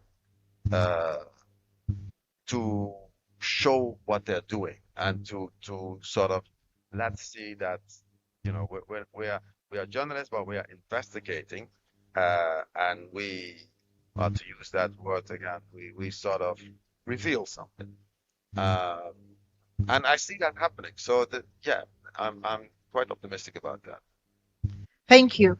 So one more major question, and then we'll take rapid questions. So I want to speak to Lagos, both Lagos and Amsterdam. They are both coastal cities living with water every day. The Netherlands has become globally respected because it learned how to live with water through the long-term planning and engineering governance. What lessons from the Dutch experience could cities like Lagos realistically adapt over the coming decades? Well, it was raining on the islands when I came here, and I know it will take me more than an hour to go back because everything is blocked and stuck. So, in infrastructure, it's not rocket science, huh? It's a matter of water management, cleaning gutters, making sure that pumping systems also work. So I mean, each city has their own peculiarities. I know Lagos State always uses the image of Lagos, the city of aquatic splendor, which I really like, but maybe there's a little bit too much aquatic lately. So but it's a matter of continuation. Why is it that after all these decades, that when people clean gutters, they pour everything next to the road and then wait for somebody else to pick it up, who never shows up, or who shows up when it's too late and when everything has been washed back into the gutter? It's either done on purpose, and then it requires serious investigation, or I don't know. This cannot be incompetence, because how difficult is it to pick up rubbish? But yeah, simple things like that. But we can all learn from each other, because I'm sure the city of Amsterdam can come to Lagos and learn a few things here too, definitely. Thank you. So a few rapid questions. When you think about Nigeria, what's the first word that comes to mind? People. People? Yeah. Okay. What Nigeria heartbeat would you miss the most? Nigeria heartbeat? What Nigeria habit? What Habit. Nigeria? Nigeria. The directness. The straight in your face answer, because that's slowly but surely I grew into that. What Nigerian food have you grown to love? Moi moi. Moi. And pepper soup. Moi moi and pepper soup. What do you love the most in Nigeria? The New Africa Shrine.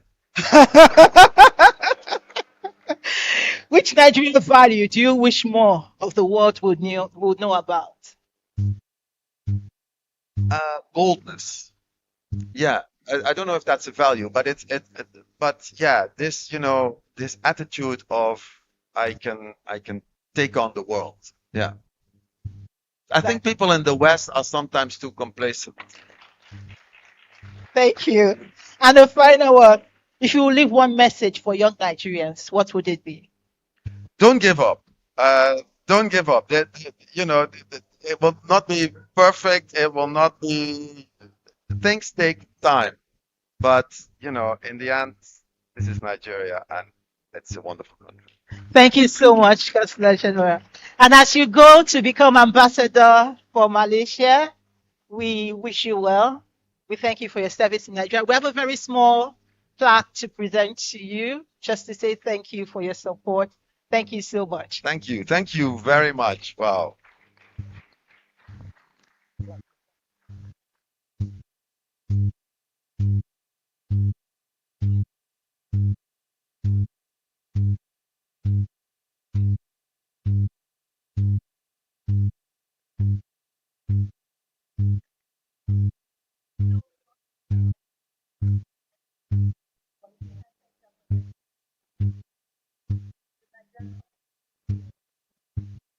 Media Organization. Okay, on behalf of the Wole Soyinka Center for Investigative Journalism and the Nigeria community of journalists, news media organizations, democracy groups, and civil society organizations, we just want to say thank you to you for your support, for our work, and for your time in Nigeria, and always being available. I remember many times still I'll text you and say, oh, this event, will you be able to come? And say, oh, I've checked my calendar, I'll be there. And it's always such a joy to have you around. Thank you so much.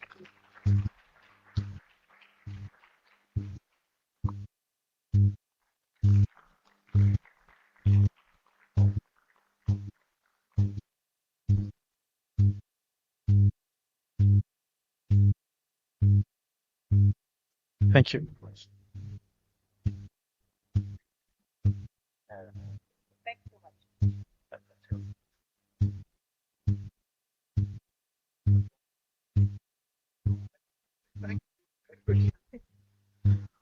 Oh, all right. Your hands together for Mr. Dillon, please.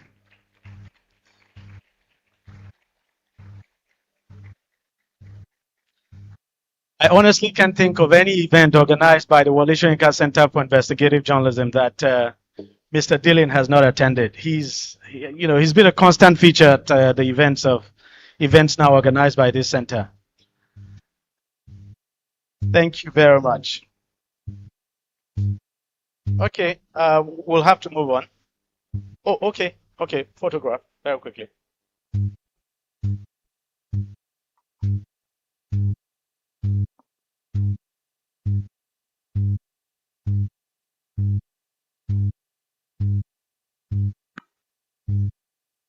Let me quickly recognize the presence of the National Human Rights Commission. They are here represented. Thank you very much for coming. We also recognize the Nigerian Bar Association and members of the press. Members of the press now from different media organizations. And of course, students from various schools across Lagos State. Thank you very much. And I have to also especially recognize the presence of the father of communication in Nigeria, Professor Ralph Akinfele. Thank you very much, Prof, for coming. Mr. Dillon said something that actually caught me by surprise. I was expecting when they asked him what Nigerian food he'd enjoyed the most, I was waiting to hear jollof rice. And he said moi moi. For me, that was a first, because it's always about jollof rice, and that's why we have this competition between Ghana jollof and Nigeria jollof. So I was waiting for the jollof rice debate to come up, but he said moi moi. So maybe the next debate we're going to have would be which is better, the Nigerian moi moi or the Ghana moi moi. Never tasted the Ghana moi moi anyway. But there's one moi moi I have eaten. I don't know if anybody here has eaten it. Moi moi made from corn. It's fantastic. And that clearly shows I'm a village boy, right? Okay. We're moving on to the next segment now. So for the next segment, we'll be dissecting Professor Pate's keynote speech. And this time, we'll be looking at how citizens should actually assess the health of democracy. So it's going to be a panel session. We have question cards going round. If you want the question card now, we have the team from Wole Soyinka Center. They will be sharing the question cards. So those cards are for you to fill in your questions, put your name, and then write your questions at the end of. You return the cards to us. Then during the session now, we'll take your questions. And for those who our audience now online, you can go to the chat box now of the Zoom group, and then write down your questions. So we'll collate the questions and then ask the relevant panelists now those questions. For the panel session, let me invite Professor Pate, of course, Professor Maru Pate, who is, of course, the immediate past Vice Chancellor of the Federal University, Kashere. Let me also invite Mr. Taiwo Badegeshi from INEC in Lagos.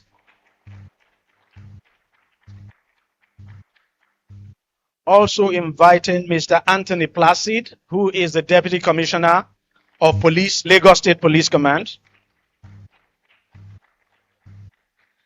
And I don't know if he's available. Joining us online, we would have Mr. Muftau Badegeshi, who is a sustainable development practitioner. He'll be joining us virtually. Is he online?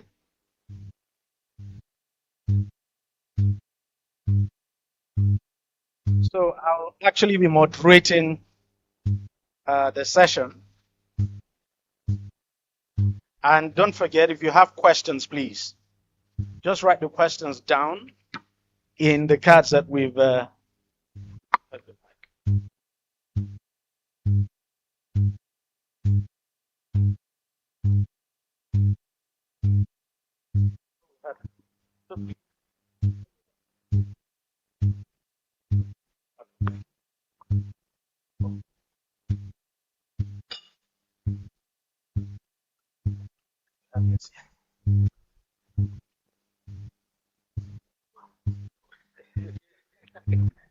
Thank you.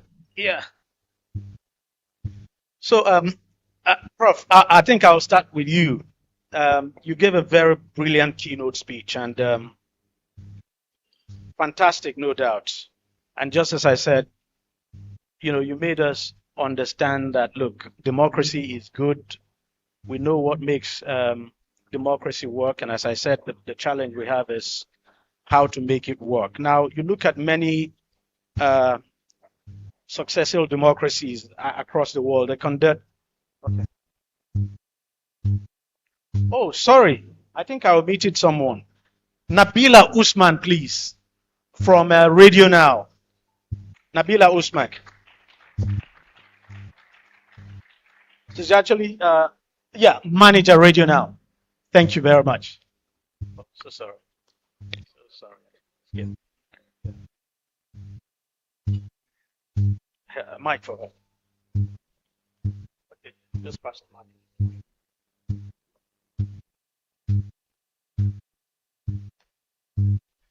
So, sir, elections, of course, constant feature of democracy. In fact, that's one of the most unique thing about democracy. And every election cycle, people expect that after the election, things would get better. And somehow, after every election, and after a while, it would appear things remain the same. I mean, from the complaints of the people and all of that. So, people usually dissatisfied with the way things are going. And we've seen that, for instance, especially in Nigeria, after election, voter turnout continues to go down. Some people say it's a measure of the lack of confidence in the process. People say it's just because people that they cannot see the dividends of democracy. So for you now, how should citizens, for instance, assess the health of their democracy and to know whether it's actually working for them? Thank you very much. First of all, why do we continuously have problems repeating themselves? Same problems. The very simple answer: systemic and structural challenges in our context. And so long as these structures remain what they are, the systems remain as they are, no matter who becomes a leader. Tomorrow, if we put you in one position in Abuja, seeing you may even become a problem for me. Because the system protects you, the system or the structure puts you in certain positions that you have to do certain things that you do not even desire to do. So, Nigerians will continue to be hopeful because that's the only thing keeping us hope. If you are hopeful that things may be better, hopefully one day things may be better. And the system is not so strict enough, I think, to be able to check certain behaviors that people bring with them into all public offices. If the system is strict to the extent that anything you do, it will check you. And the people will have a way of also recalling or calling you to order, then certainly things will work. But today, we have become so pessimistic in several cycles that when people say ABC, anyway, let's wait and see whether it is the real A or the real B. And we have become so desensitized as individuals to the extent as if there's some kind of collective amnesia that, anyway, it doesn't matter, just wait for your turn. If it's your turn, you do it the way you want, you go. We also be patient enough to wait for our turn. So people have become patient, not because they want to be patient, but they have to be patient. Where do you run to? So the only thing is for Nigerians to collectively, among themselves, work together and address these issues of identity that I've raised earlier, which people use to weaken our resolve in most cases. And that can only happen when people are conscientized, people are educated, people are enlightened. But where you have 18-point-something million unenlightened citizens, did not go to school at all, and they will grow to also vote, how do they even protect their rights? So you can see, it's not a matter of having enough policemen, state policemen, federal policemen, military. No, it's not the issue of just securitizing the system. It is about democratizing the system to the extent that people can participate, feel satisfied, and they can protect and then be happy. Now, Prof, when you were speaking in your keynote speech, you said something very important, local governments. And the truth is that most Nigerians do not understand that the government that can actually make a difference in their lives is actually the local government. Yes. So for a woman who's selling akara, for instance, in a street, sorry, I used akara as an example. But there's nothing wrong in selling akara anyway. Nothing wrong at all. Please. Okay. So just imagine a woman selling akara in a street, a remote area in Ogbomoso. You ask yourself, what has that woman? The woman looks at her street. The road on her street is bad. The drainage around her area never been fixed. The local primary school there in bad shape. But the woman doesn't understand who to hold accountable. The only thing she thinks about is the man who is at the very top. How can we address this problem? Because essentially that's the problem we have. We have to understand the psychology of our elites in this country, including me. When you talk of elites, there are 5 categories of elites in every society: intellectual elite, political elite, military elite, business elites, then bureaucratic elites.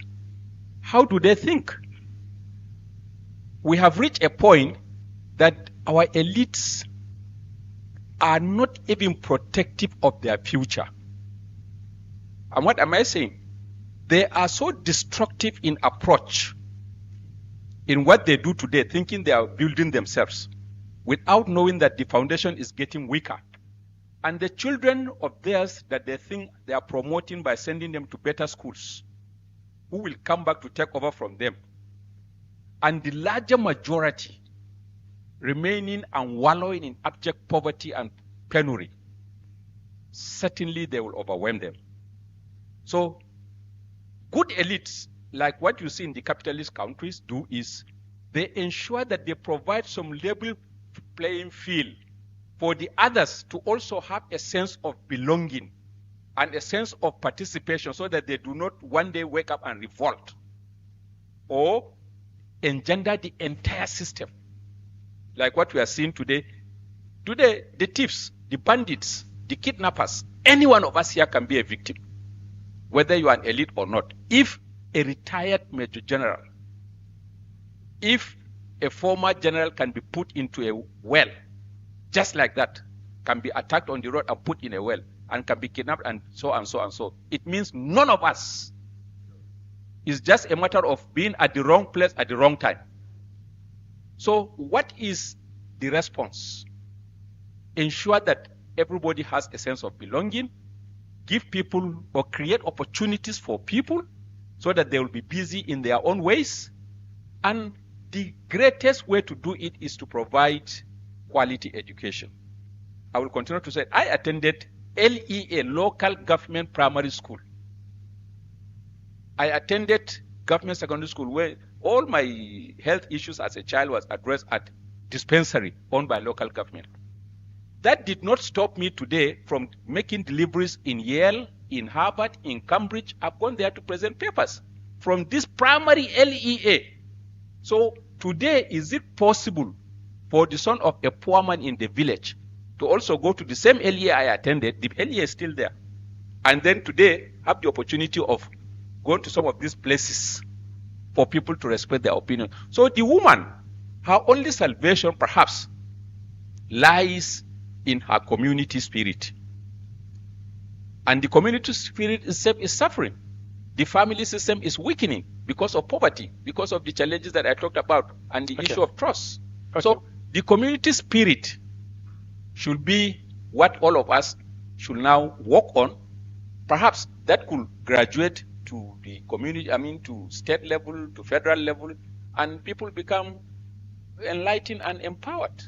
Okay, I think I'll still take that up with Nabila to see what how journalism can actually help, to address, especially help to channel people's, help people understand who to hold responsible and how they can actually bring about proper governance, especially at the local level. But let me come to you, Mr. Taiwo Badigeshin, who is the Deputy Director and Head of Department Voter Education, Publicity, and Gender and Civil Society. Voter education is, I don't know whether to say is a problem. But when you look at the participation in elections in this country, whether it's a presidential election, the last presidential election, voter turnout was somewhere around 27%. The just concluded Ekiti State governorship election, voter turnout was somewhere around, between 34-38%. Not good at all. When it comes to local government election, voter turnout is almost zero. Very bad. And that's where you expect better participation. So what exactly, what should INEC be doing more? Because there must be certain things you're not doing. So if you're doing voter education and that is not translating to concrete results, we're not seeing that in voter turnout, what then is the problem and how should it be addressed? Thank you very much. Leaving voter education awareness at the doorstep of INEC alone is the greatest mistake we're making in Nigeria. Okay. Do you know the end beneficiary of the process are the political class? What contributions have they made to heighten awareness within the people that are coming out to vote for them? Are they going back to these people to keep the promise they have made in the course of contesting for the post? So you're throwing it at the politicians? Yeah, on our part, the commission has been doing well. I have to tell you that for free. Now we are having the CVR ongoing. You go to virtually all the radio stations and television stations we have in Lagos State and in other states. We've been there, and all we say is to shout. And by the listeners will be saying, what is this man shouting about again? I was on one radio station over the weekend, and somebody put up a call to me. Say, you are still shouting now that you are extending this thing. I said, yes, we'll keep shouting till you listen to what we are saying. On our part, we are doing our bit. But the bulk of the challenge we are having is with the political class. The press, on their part, they are doing well. They are here, I could see the channels, all of them here, they know the role the commission is playing. The commission is spending that much to heighten awareness. But if the political class fails to contribute or partake in the process of getting people educated, getting people enlightened, as the end beneficiary of the process, we can get it right. So, and I think I see your point, because if, as a politician, if you do very well and you provide the dividends to your constituents, then obviously at the next election, they may turn out massively. But in the alternative, the only language the political class know, and they are thinking to the hearing of the people, is vote buying and selling. And who do we blame for that? INEC? No, I'm just asking. I'm putting it to you as well. We go back to this same political class. Because they have rendered the people impoverished. Poverty has enveloped the people. But hold on. I have covered elections and I continue to cover elections. I have seen places, I've gone to cover elections in places where, the people who are collecting money to vote are actually not poor people. It's not as if they are poor, but they still get something. For some of them, they just tell you have to give them something before they come out to vote, not because they are poor. So, poverty does not clearly explain it. Is there also a problem with the attitude of the people as well? Obviously, that one is part of the reasons why. You see, when people are exhausted, they have exhausted their patience, like Prof said the other time. They've been promising, and they have been looking up to the promises, and nothing is forthcoming. We are all human beings. You get saturated at a point, and you feel, let them just. Even people in the town will be saying there is no how we go out to vote. INEC has made up its mind, and these are people that somebody there will still be there. So these are the challenges. Okay, I'll come back to you. Let's move over to Mr. Placid. The police, every elections, you are there. The next governorship election that will come, we're going to deploy about 50,000 policemen and all of that. But there's also a problem. Voters do not have confidence in the police. There's this, that trust deficiency, especially in terms of advancing our democratic process now. And most times, people generally believe, well, the opposition also takes advantage of this, that policemen deployed for election duties are usually answerable to the party in power and all of that. So what do you think needs to happen? Okay, help us understand what the true picture is and what needs to happen to get that image off people's head that, look, that the police doesn't actually work for them during elections, but works for candidates, so to speak, especially of the ruling party. Excellent question. Well, happy that in the last general elections, the law enforcement agencies were exonerated. Nobody had cause to blame the law enforcement agencies. However, I'll add that, or admit the fact that there's the trust deficit. And in a situation like that, what needs to be done? The public generally is expected to partner with the police, and that's why earlier this year, the Nigerian Police Force, under the able leadership of the Inspector General of Police, IGP Olatunji, Railwan Disu, PAC Daga, NPN, carefully with the management team selected community partnership building trust. In order to build that trust, what do? First one is radical transparency in whatever we do.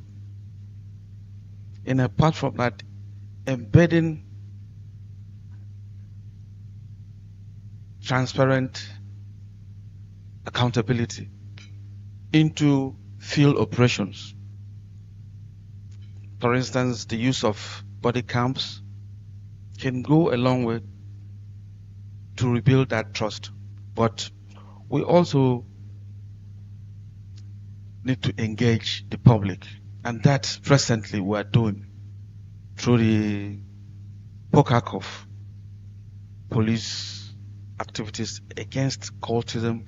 We're doing it through complaints response unit, among other agencies or units under the police force.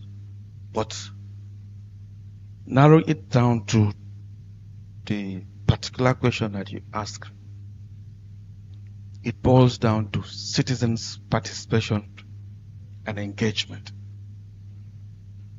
I have read about it, I've heard it before. People talk about transparency, accountability, freedom of speech, but they rarely mention citizens' participation, which is very, very important. Even in securing the votes or providing security, because in every election, what is expected of law enforcement agencies, especially the police, is the provision of physical security, provision of personal security, security of information, and security of event. And we know too well that we have a responsibility to protect the journalists so that they will protect the truth. And once we're out there in the field, we maintain the neutrality mandate, knowing too well that our allegiance is to the Constitution of the Federal Republic of Nigeria, and we work within, we operate within the ambits of the rule of law. So, in essence, to rebuild that trust, the public must partner with the police. It will interest you to know that a simple experiment that was done in Sierra Leone or Ivory Coast during their war, civil war, has been adopted by the United Nations as a model. What did they do? During the war, they bought GSM line for rural women and people to send out information. So engaging the elders, the youths, and all stakeholders, we can build that human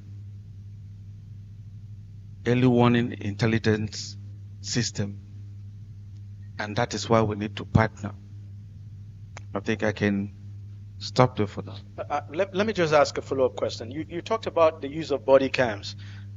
Is it something that the management of the police is considering? Because it would help if policemen on election duties, for instance, were able to use body cams during the course of their work, and they're able to record. You know, it provides some layer of transparency and trust in the process, so that in case if there was any incident at all, they'll be able to capture, record, and if you would need that, for instance, as some kind of evidence in a court of law. Exactly. Exactly. That is one step forward to ensure is that it something that the police situational management is actively considering? Yes. To deploy? Yes, because we have a multi-layered system of discipline. Apart from maybe the camcorder if adopted, but that one will give you situational accountability report. But we have the complaint response unit, in which if you send or you lodge any complaint with the Nigerian police force on through the email or whatever means, through a phone call, a tracking number will be generated, and you can follow up whatever case you reported. That is why I said accountability, radical transparency, because when we are transparent, the public will know that we have nothing, no skeleton in our cupboard. I can attest to the fact that personally, I traveled to River State from Abuja to parade some policemen who were involved in the heinous crimes, extortion, armed robbery, and the rest of them, before the eyes of all Nigerians. And That is transparency. At its best, it has never happened before. I remember that. Thank you very much. Nabila, whether we like it or not, journalism has a very critical role to play to advance democracy. And there are times when I'm tempted to think that when democracy fails, you could put the bulk of the blame, not just on the politicians, but you could actually put it on the quality of journalism available in that society. So how can journalism now be deployed to help people understand the process of democracy, how it works, how it should work, and that in our own case, it's not just about looking at the very top, but that it's having to deal with the government that is closest to you. And that is the government that can actually make a direct impact and can actually change your life. Use the mic, please. Thank you for the question. I would say, in answering it, I want to fix a framing. Yeah. Usually when we think about journalists, there are two categories of journalists that come to mind very quickly. Okay. First is print, and then you've got TV. Yeah. And if I ask the room, likely, if I say, mention 5 names, 5 journalists, you're likely going to tell me some TV journalist or a print journalist. And the reason why this is important is if you think about the statistics in Nigeria, the last most comprehensive report on poverty in the country said 133 million Nigerians were multi-dimensionally poor, right? Yeah. That's maybe more than 60% of the population. It's more than 60% of the population. There's also reports that tell us that a significant number of Nigerians who have bank accounts have less than 200,000 or is it 500,000 naira in their accounts at any given point in time. You also consider what our minimum wage is. It's 70,000 naira as of right now. Globally, the benchmark for the poorest of the poor is people who earn $3 a day or less. Something interesting about that number is that every time you say $3 a day or less, you think, I'm not one of them. But then convert it to naira and then make it monthly, because we earn our salaries on a monthly basis. Yeah. If you earn anywhere between 135,000 to 150,000 naira a month, globally, you're a poor person. What's interesting is when we discuss it in dollar terms in Nigeria, you don't think about that. Now, people who earn that, who fall within these categories, are people who are they're not likely to pick up your physical newspaper. They're not likely to they might have smartphones, right? But how often do you have data connection, and how often are you going to go to the online? Well, many of them have access to the radio as well. And you make my point. So that's where I'm coming to. Yeah, okay. It is that the medium that actually engages with people the most in this country is radio. Radio, yes. It is by numbers, but it's also by engagement. So radio is the one medium that when your journalist is in the studio and they open up the phone lines, that citizen is going to call. And there will be an actual conversation between your journalist and your citizen. Doesn't happen with TV, doesn't happen with print, whether digital or hard copy. And so it begs the question of why every time we talk about the media and the responsibility we have to the citizens, why don't we think about radio first? It's the same question that you're asking around governance and why people don't think local government first, right?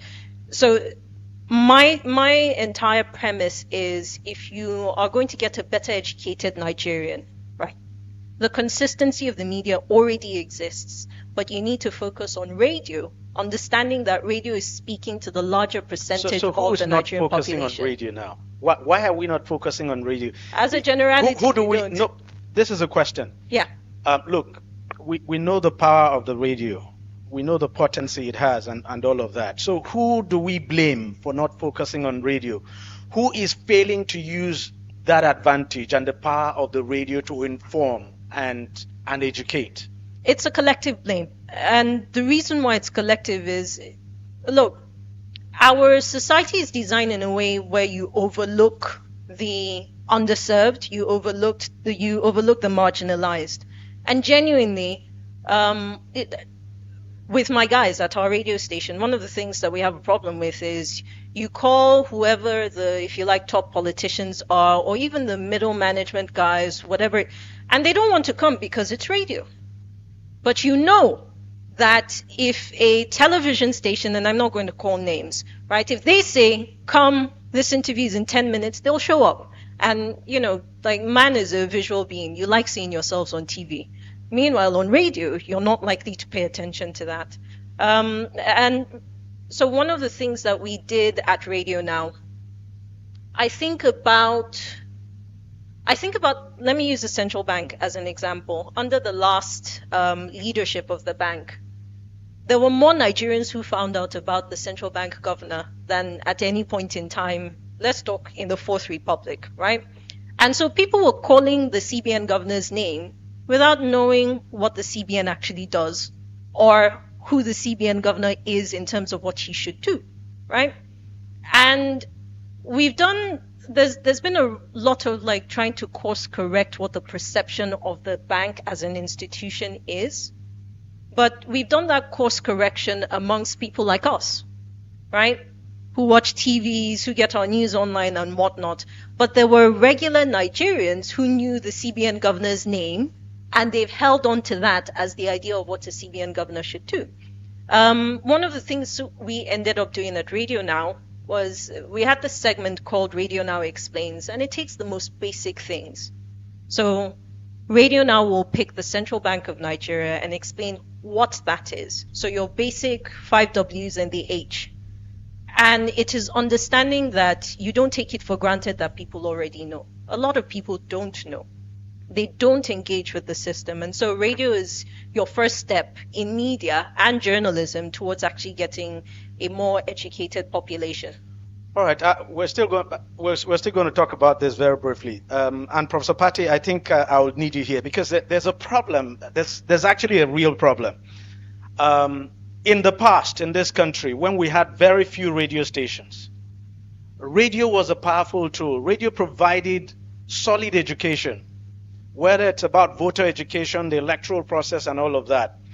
Radio was one of the most powerful tools used to bring down the military government in this country. I remember radio stations like Kudirat Radio, those pirate radio. Radio was very important. So, but why is it that today that we have a multiplicity of radio stations, we're not getting the same results? So the problem is content. The problem. We're going to talk about that, Prof. Just hold on. Let me go to Mr. Muftau Badegeshin, who is, of course, joining us virtually. And I hope he can hear us. And the question is, how do issues such as poverty, inequality, and access to essential services now shape citizens' perceptions of democracy? And what can actually the government do differently to rebuild that public trust? Well, thank you. Can you hear me, please? Yes, yes. Democracy as an idea, I think what they are losing is in what it has delivered. And look at what it has delivered in tackling poverty, which is first, what is hunger.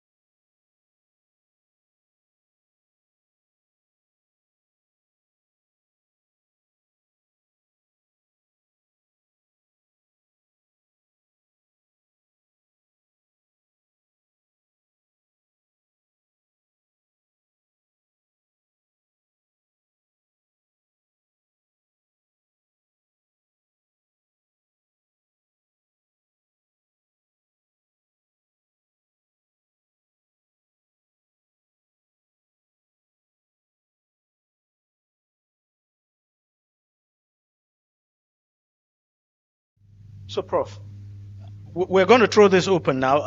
I think the questions can actually begin to come in. But, Prof, just before we go to the open session now, what is the problem? Why is radio? Why does it seem radio is not delivering? A number of factors. One, the elite capture of the radio itself as an instrument for mass communication. First of all, what is the simple definition of information? For us in mass communication, we define information as uncertainty reduction. Anything that does not reduce uncertainty in your mind becomes misinformation, disinformation, malinformation, or something else. That is why the word information has no opposite. Are the radio stations doing that? One, the elites have captured the radio and their interest define what the content is. Two, commercialization.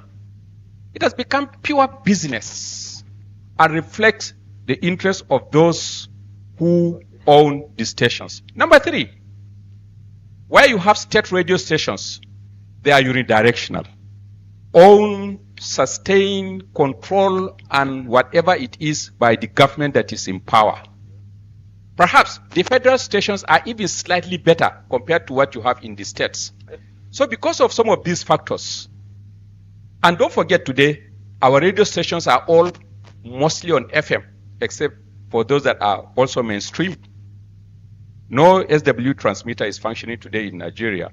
So for those who are in Yola, they don't know what is happening in Lagos. For those who are in Lagos, they don't know what is happening in, except for the few who can use their phones and can stream or whatever. So even the information on the radio station themselves are most of entertainment than information that can empower. Now, again, even among the radio stations, if you are to sit down and do a critical content analysis, a clinical content analysis, you will find that a lot of the times, the information is ethnicized, commercialized, politicized, religionized, and regionalized. At the end of the day, depending on where you are, you get the information that you deserve as given to you by the organizations. And again, with changes in technology, radio is also increasingly declining in influence. If I give you money today and tell you go into Alaba market, go and get me a good, powerful radio, transistor radio, it may take you time. I've done that. Getting good transistor radios today is a challenge. So a lot of us have to listen to radio on our handheld devices, either on Radio Garden, on this or on that. And the majority at the lower level may not be that connected. A good radio set today will not cost anything less than 60,000. I challenge anybody to tell me anything different. Yes, radio is the way. In Kano today, we have more than 39 radio stations, FM. In Kano city alone. Go out of Kano 10, 20 kilometers, you can't get any radio signal. I told you that I traveled to Maiduguri, I drove myself.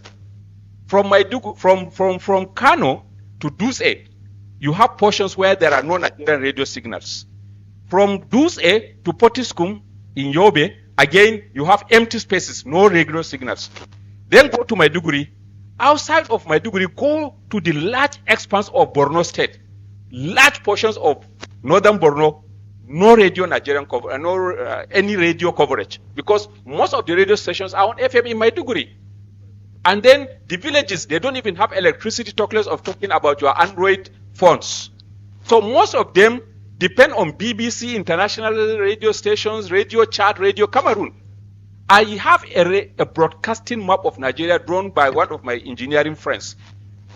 There are a lot of places where there are no Nigerian radio signals. It's because Lagos and the Southwest is a very tiny area of Nigeria. So because of that, radio signals can overcross. But go to the large expanse in the Northwest and the South and the Northeast. There are a lot of places, no Nigerian radio signals. Because we have failed to even sustain the MW transmitters, talkless of SW. We know they're getting phased out. But countries like Nigeria, where you have issue of multiculturality, diversity, space, and a lot of that, you need some of these transmitters to be able to reach. But the FM is for pure business and in the cities.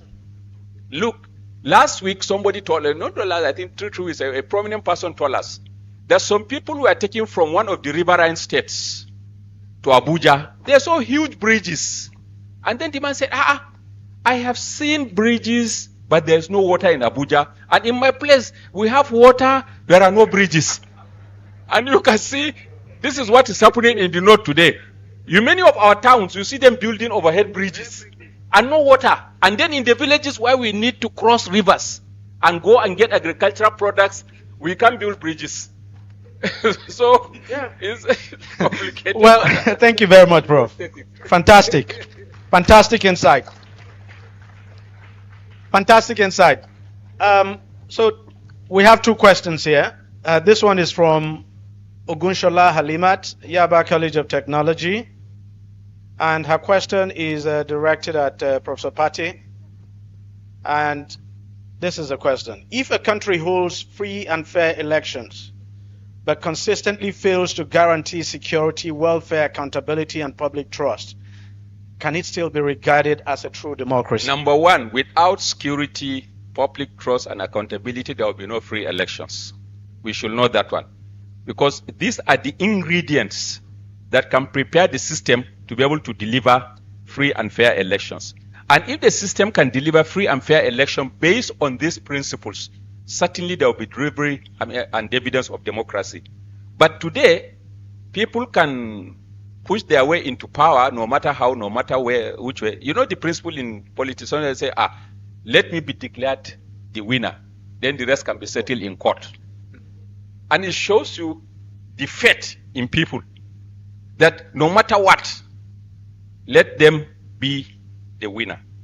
And what happens at the end of the day? Nothing. So, and if there's nothing, you cannot blame someone who says, please give me my share before you go into the office. Because I know once you go, seeing you will become an issue.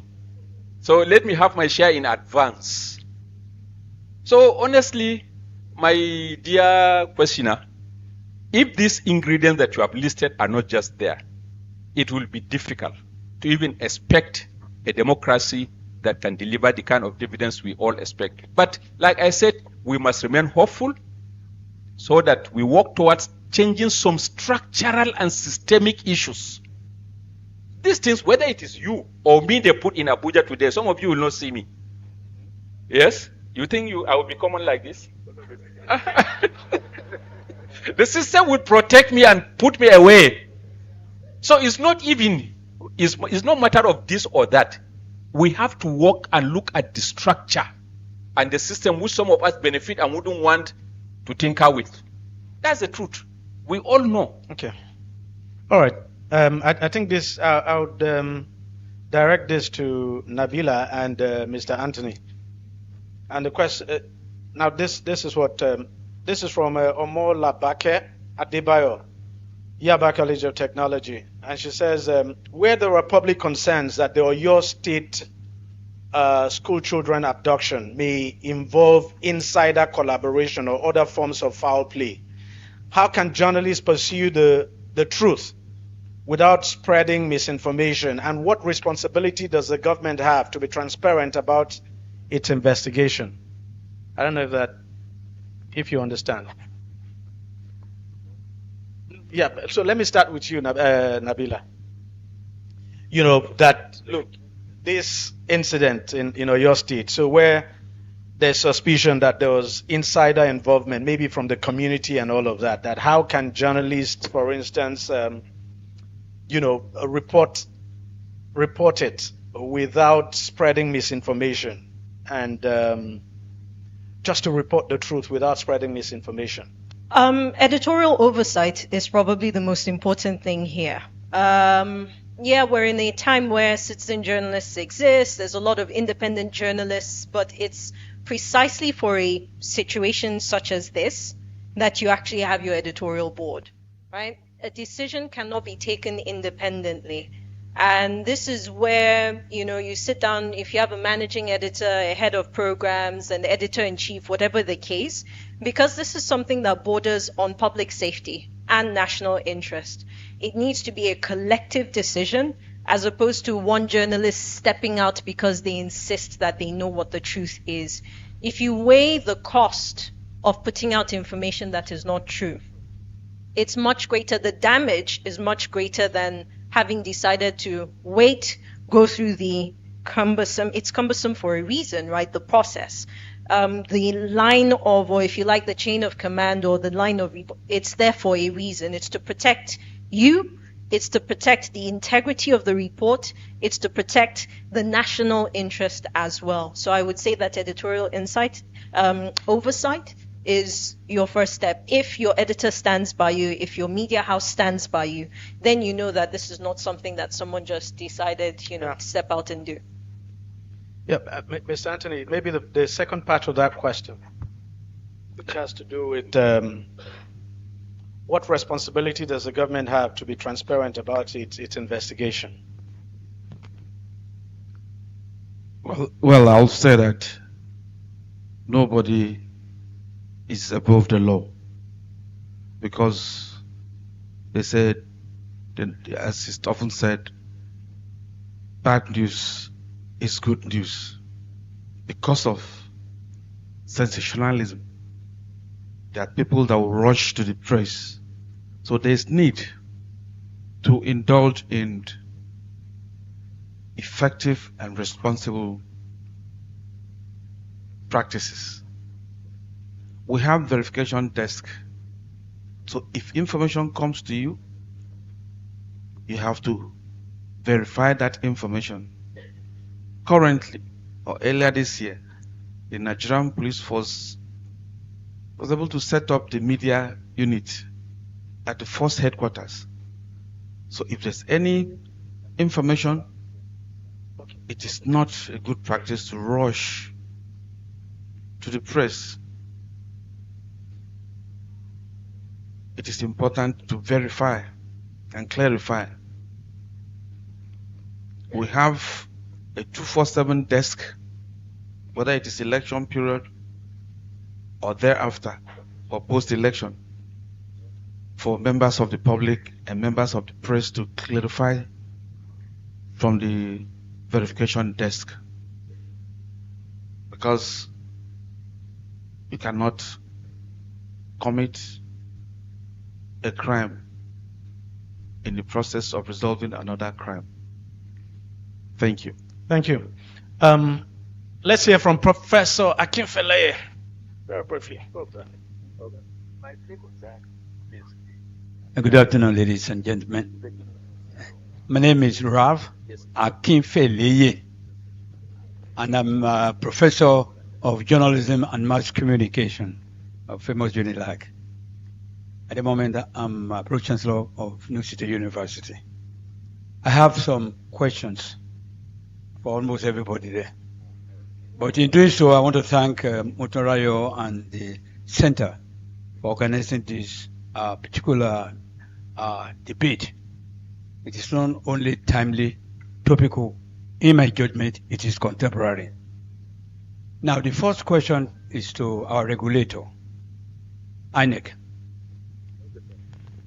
I listened to you attentively, that you create awareness. I think it's much ideal for you to go beyond creation of awareness.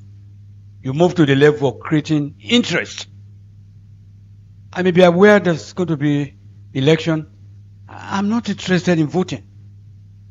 So it is important for you to get your strategy over and above creation of awareness. People are aware and they just have no interest. You must tell them the dividends of democracy, real dividend of democracy, that we interest them, they want to go out and do it and vote. The second take is for my police officer. I just want you to tell our audience that we're very curious. When we see police in uniform, we salute you. But during election, I want to know, what actually do you police? Do Do you police the ballot papers? Where did they snatch ballot papers? Do you police the political talks? Why did they carry out the thing? And you call them hoodlums. Do you police the party agencies or agents? I just want to know what you police during the elections. The other question is for Party, you be the arrowhead, Professor Party. During the election, we have so many members of the fourth estate of the realm, which we forcefully metamorphose to be members of the fourth estate of the wreck. They don't only wreck themselves, they wreck the institution that they belong, they wreck the profession they belong. In fact, sometimes they even wreck the society where they practice. I don't want to know how do we control these members of the fourth estate of the wreck. The last question, sir. Madam, it's over to you. How do we control the damage the so-called social media, who in my judgment they have turned to social disorder? You will recall that the owner of Facebook, I think it was in Nigeria some years ago, and I think you were in that hall, I presume. We asked the man, do you practice journalism? He said no. They just provide the platform to disseminate information as fast as possible at no cost. And nowadays we have so many social media people. I don't call them journalists. They are not just journalists. They don't even attend journalism schools. They don't practice journalism. They practice journalists. And the damage they can cause in electioneering and democracy is enormous. What are the challenges for the regulator, NUJ, Guild of Editors, government, and all? Finally, student journalists. Many of you want to be journalists, and when we ask you in my Mass 101, where do you want to work? They say they want to go to the bank, or oil and gas, and so on. They don't want to practice as you and you. So my advice to you that if you want to be a rich man or woman, don't get into J school. Thank you. Don't come to J school. But you have to, because when you come to practice, you are going to remain as the trustees of the public trust. You want to be a rich person, forget about journalism. But you want to be known and be referred to, then that's the place you want to come. And when you come to that place, you practice journalism of conscience, not cocktail journalism, not yes sir journalism, not protocol journalism, not parachute journalism, but journalism of conscience. Thank you very much.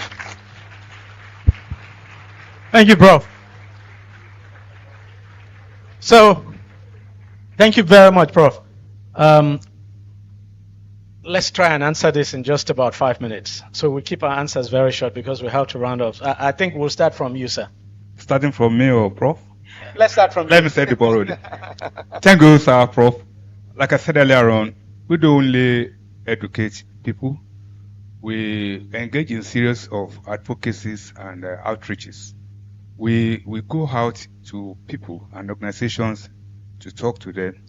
We visit traditional institutions. We believe they are the custodians of the society. We go to our traditional rulers and talk to them.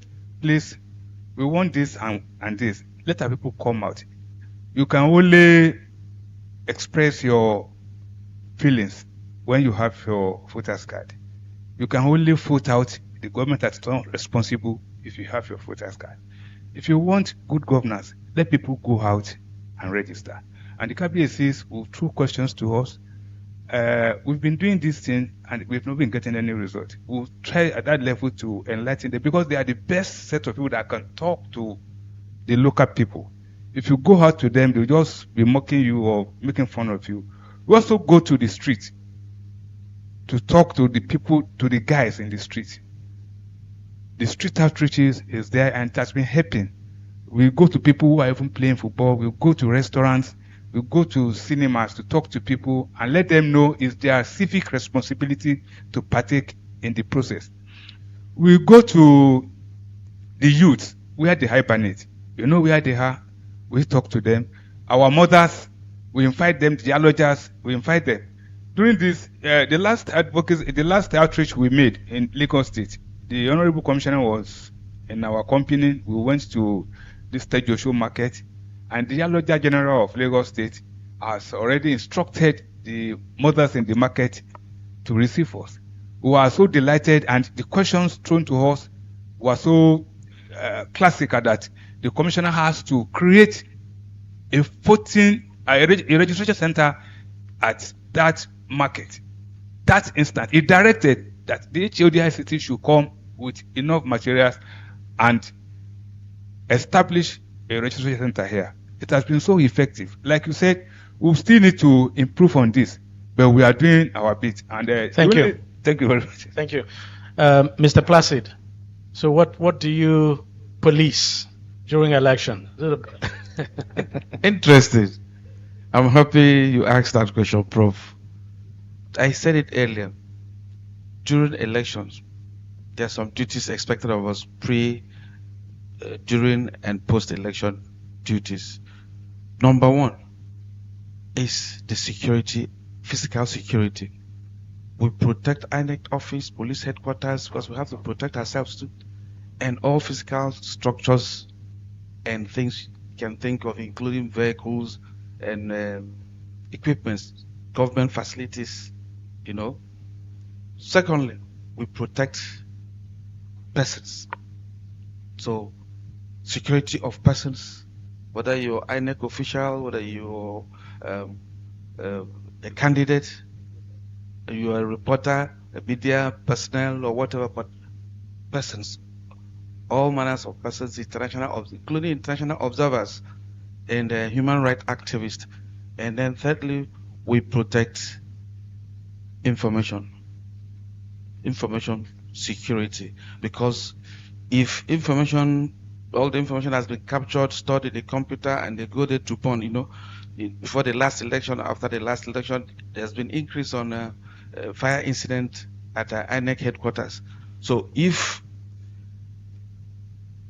God forbid, INEC office is burnt down, it means the process has to start all over. So we protect information, whether it is stored in hard copy or soft copy, and we also protect events. So before the election proper, the campaigns venue, the meetings, and the rest of them, sir, that is what we protect.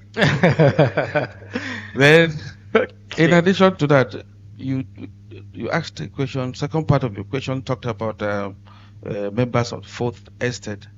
Yes, it is important to use this opportunity to inform members of the media that during elections, it is expected of you to report for accreditation. After the accreditation, if you go into any state or local government, it is absolutely necessary for you to get the number of the control room of that state. If you call me as a deputy commissioner of police, I will have recourse to call the control room to get in touch with the area commander or DPO. But if you have, which you have that right, that number is open for everyone to have, the commissioner's number, the deputy commissioner's number, area commander. So if you find yourself in any state during elections, it is important for you to have the number of the control room, because once you call the control, they can always call the DPO, area commander of wherever you are, to order. The same thing is applicable with the number of the federal ops operations.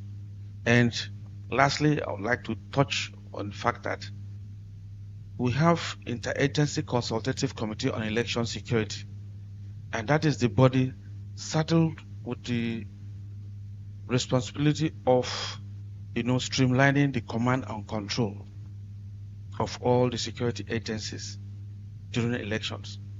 And for any major incident, once it is reported at that center, usually the police headquarters, if you have the hotline, you can always clarify any information to clear your doubts. Thank you. Thank you. Nabila, very briefly, please. Professor, you've asked me a question that I don't necessarily have the answer to. It genuinely is the question of our time. We're in an era, of course, we know generative AI. We're in the era where the question is, how do you believe what your eyes are seeing? How can you tell that what your eyes are seeing are the actual truth or not? And this is the realm in which a lot of the members of the fourth estate of the REC, as you say, are operating in. But interestingly, whatever the dynamics are, they're dynamics that still existed even before social media. You have media houses that were created simply to foster, bad news, fake disorder, fake news, all of that. And this is a question that we've asked in our newsroom with my boss. And one of the things that we are convinced about is that it's not the media that you come to for your information, not any longer. That's not what's going to happen. That's not where we are right now.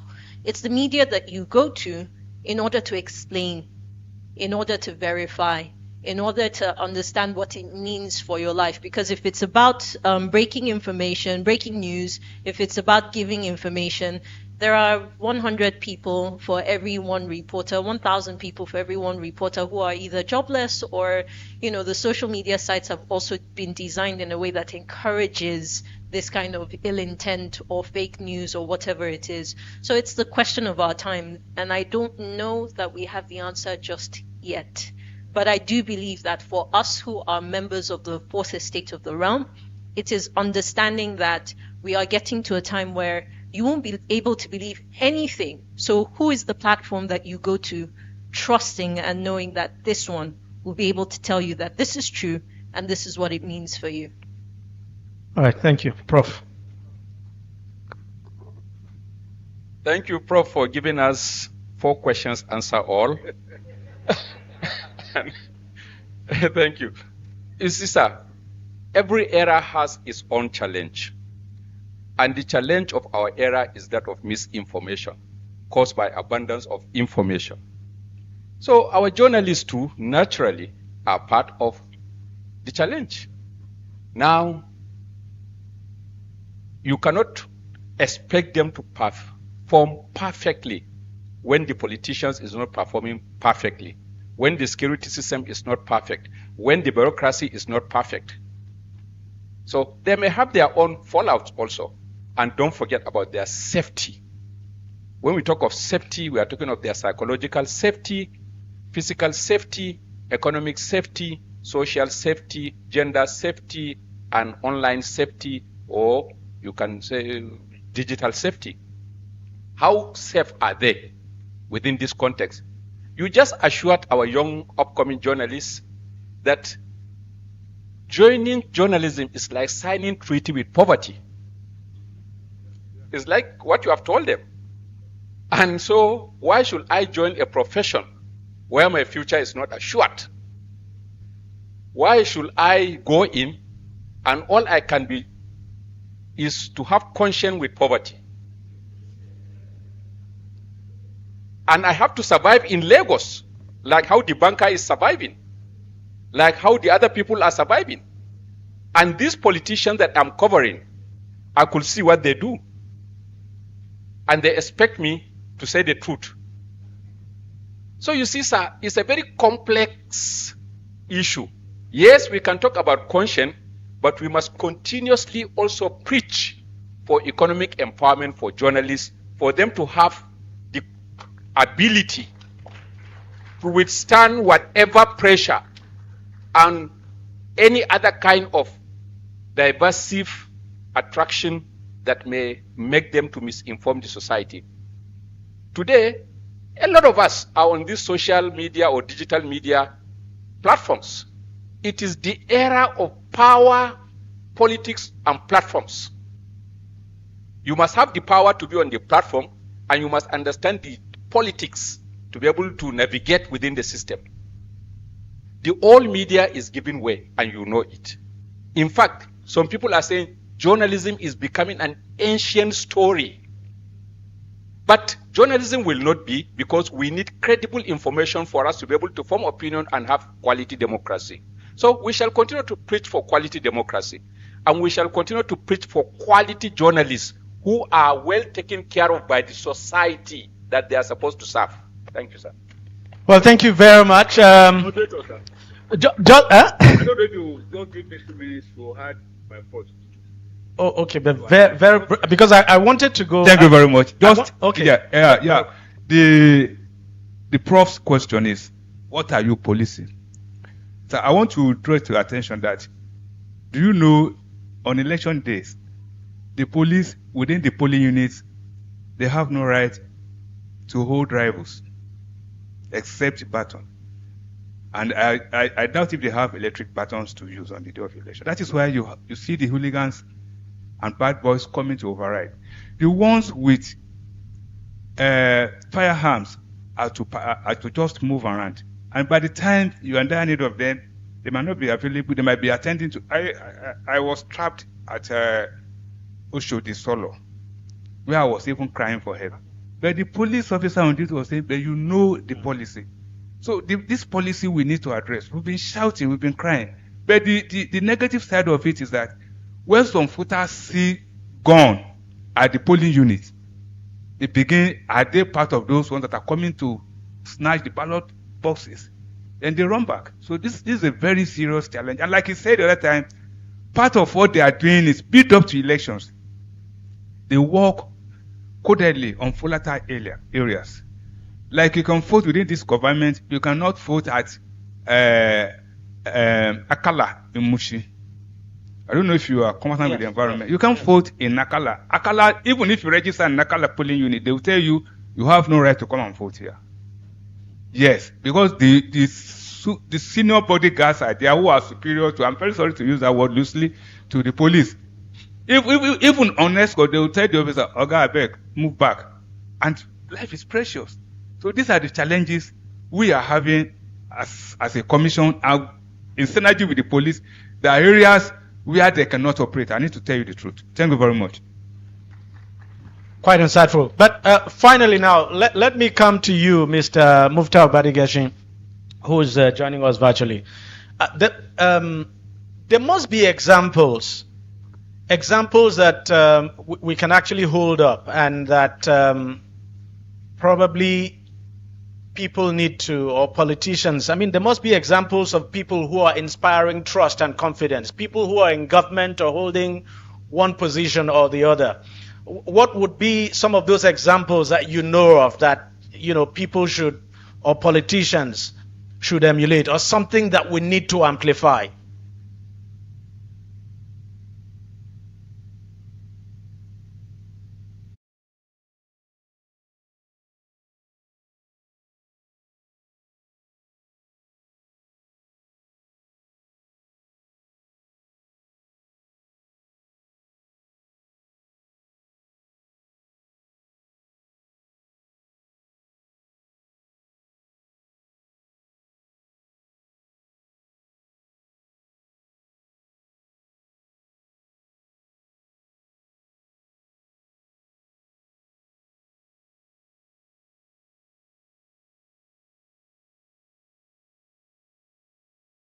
Also thank in a very special way Mr. Taiwo Badigeshi, who is the Deputy Director, Head and Department, Voter Education, Publicity, Gender and Civil Society. And today is your birthday. Happy birthday, sir. Thank you. And he's retiring today. Thank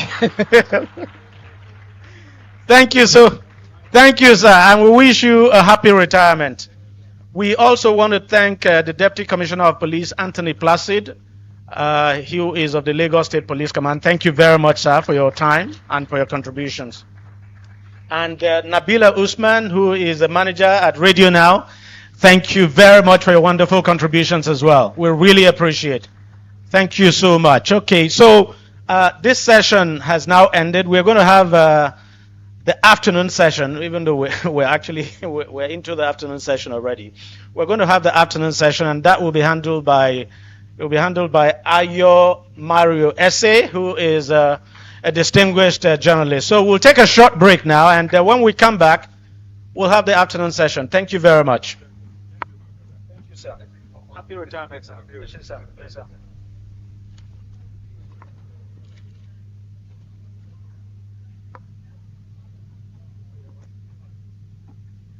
Abi?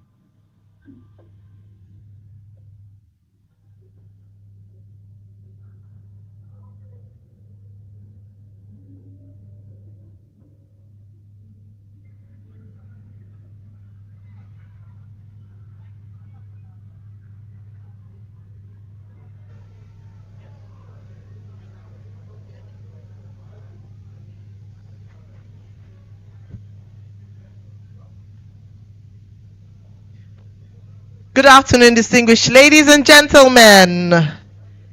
Ladies and gentlemen of the press.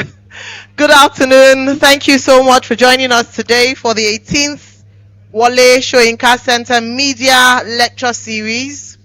I'd like to ask that we please respectfully take our seats for the afternoon session.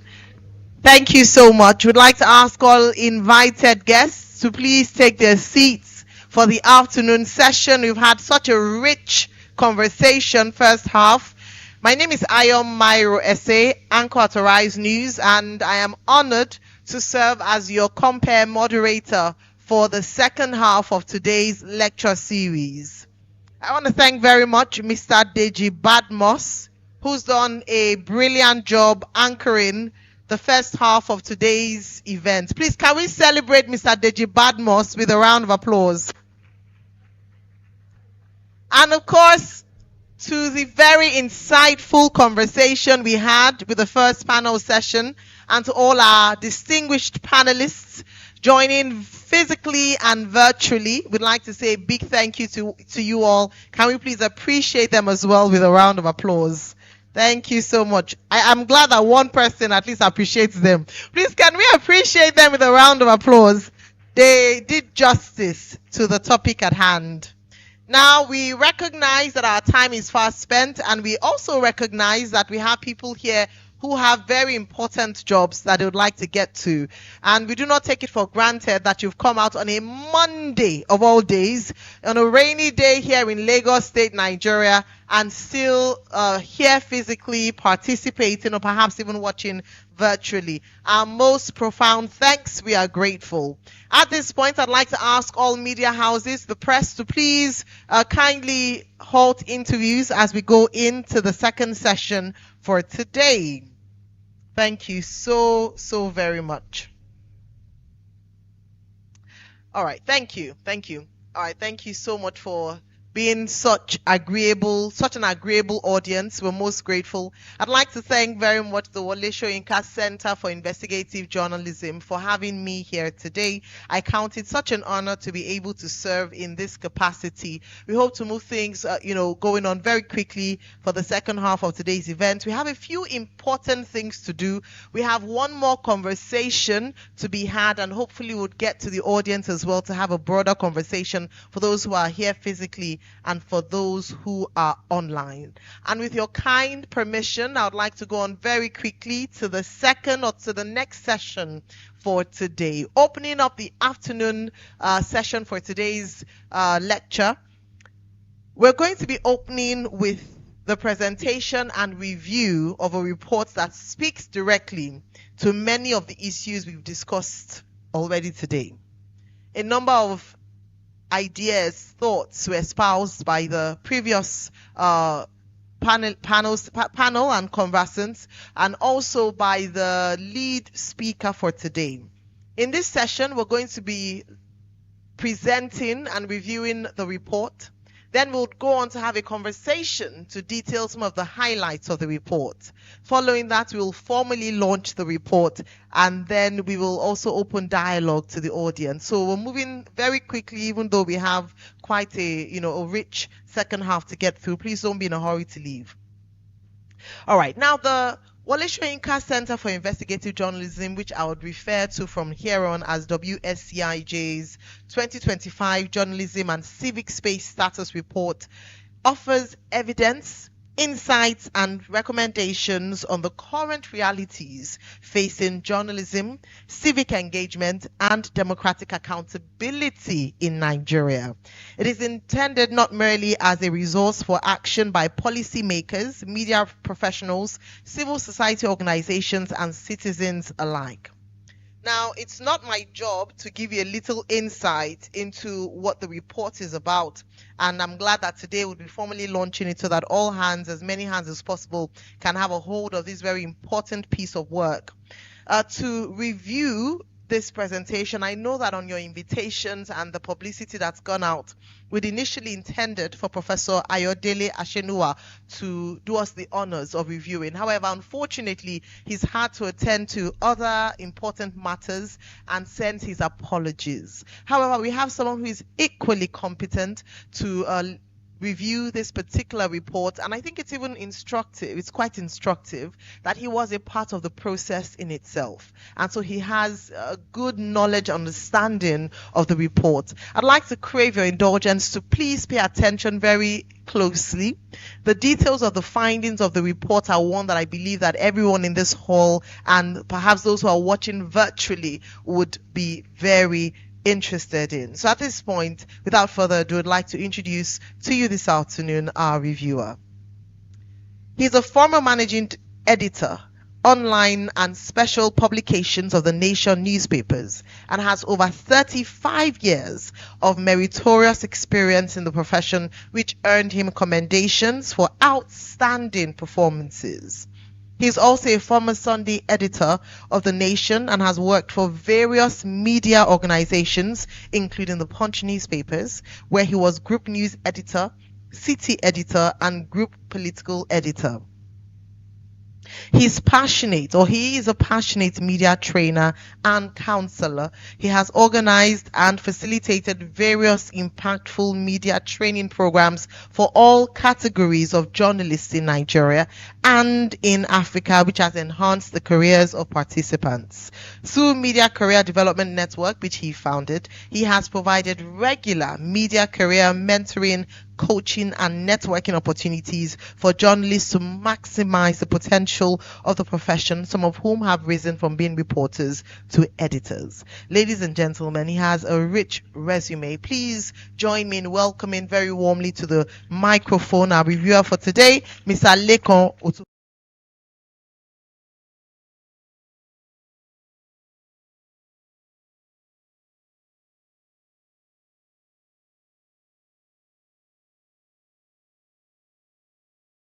To our distinguished guests, ladies and gentlemen, I have the pleasure to provide an overview and review of this report. Like you have heard, this is a report that has been produced by the Wole Soyinka Center for Investigative Journalism. This is the fourth edition of this report.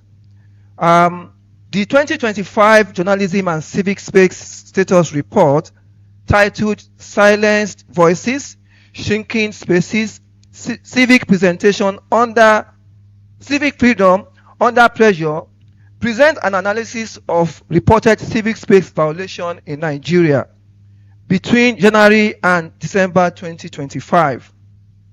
The report is based on systemic media monitoring, documentation and verification of incidents reported across the country.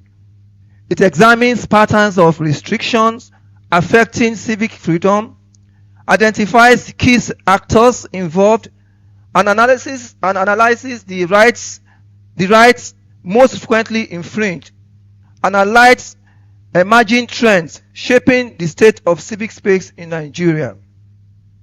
The findings reveal a civic space that remains under significant pressure, as we have been talking about, based on some of the conversation we've been having. Under significant pressure, despite continued democratic governance and constitutional guarantees of fundamental rights. The report documents 245 incidents, referenced across 570 media reports, published by 54 media organizations. Together, these incidents reflect persistent restriction on freedom of expression, access to information, peaceful assembly, association, and broader forms of civic participation. A total of 219 incidents, making 89%, involve state actors, while 26 incidents, 10%, involve non-state actors. Among the state actors, of course, are the Nigerian police force, was identified with 118 incidents out of 219, representing 54.0% of all the state-like cases documented during the reporting period. The findings reinforce the significant role of the state institutions in shaping the civic space environment and underscore the need for greater accountability, oversight, and right-based approaches to law enforcement and governance. Furthermore, the report also highlights the important shifts in the method through which restrictions are carried out. Of the 245 documented incidents, 145 involved non-violent measures involving arrests, summons, detention, legal action, regulatory sanctions, and other administrative procedures. Violent incidents accounted for 100 cases, including deaths, physical assaults, intimidation, harassment, and destruction of property. This pattern suggests that while physical repression remains a serious concern, civic space restrictions are increasingly being enforced through institutional and administrative mechanisms that may attract less public scrutiny, but can have equal significant consequences for fundamental freedom. Freedom of expression remains the most affected civic right, featuring 172 incidents.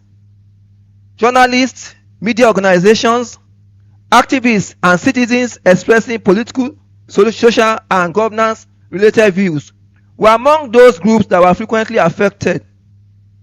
However, one of the most significant developments recorded during this reporting period was the rise in incidents involving ordinary citizens. While journalists constituted the most affected group in 2024, citizen-related incidents increased sharply in 2025, indicating that restrictions are increasingly extending beyond the media sector to affect wider forms of civic participation, public dissent, and democratic engagement. Geographically, violations remain concentrated in locations characterized by a high level of political activity, media presence, and civic engagement. Abuja and Lagos accounted for the largest share of reported incidents, reflecting their importance as centers of governance, economic activities, and media operations and political mobilization. At the same time, the relatively low number of reported incidents in several states could not be interpreted as evidence of unrestricted civic space. In some cases, low figures may reflect underreporting, limited documentation, media constraint, and normalization of restriction that no longer attracts public attention and coverage. I need to provide some little explanation to that. So during some of the monitoring, there were states that we knew that there were incidents of repression, but they were not captured. And you can't invent what was not reported. So one of the things that we notice is that some of those things that were not reported gives us concern, and it may be interpreted to mean that nothing is happening in some of these states. So it's important that as much as possible, because we had situations where even some journalists that were affected did not report what happened to them. So there were no reports. So sometimes those kind of situations may give those concerned to say nothing is happening. You don't have evidence. And that is why a report like this is very, very important. The report does not assess motives or intent beyond what was contained in documented records and publicly available information. Findings are limited to incidents identified through media reporting and available documentation. To address the challenges that we noticed, the report calls for, among others, protection of civic space through sustained reporting, improved documentation, legal support mechanism, strategic advocacy, and enhanced collaboration among media organizations, civil society, and professional associations. Overall, I want to commend the Center for giving priority to documenting incidents like this. There are times when people ask you, we're in a democracy, are we having better freedom or not? And when people respond, people say, you don't have evidence. So that's why it's important that a report like this is done. And I'm aware of the level of thoroughness that went into providing this report, the forth and back that had to be done. So in this report, you find all the evidence that you need to show how well we are doing in terms of freedom, how well the civil space is expanding or shrinking, and what needs to be done. Our hope is that all the stakeholders involved will take time to look at this report. We don't want the report to just end up in our closets, so that we can do something about it. We're expecting that policymakers, the judiciary, and everyone concerned will take time, because freedom of the civic space is very, very important under democracy. And except we take necessary measure, we may be endangering our democratic process. So once again, thank you and God bless you.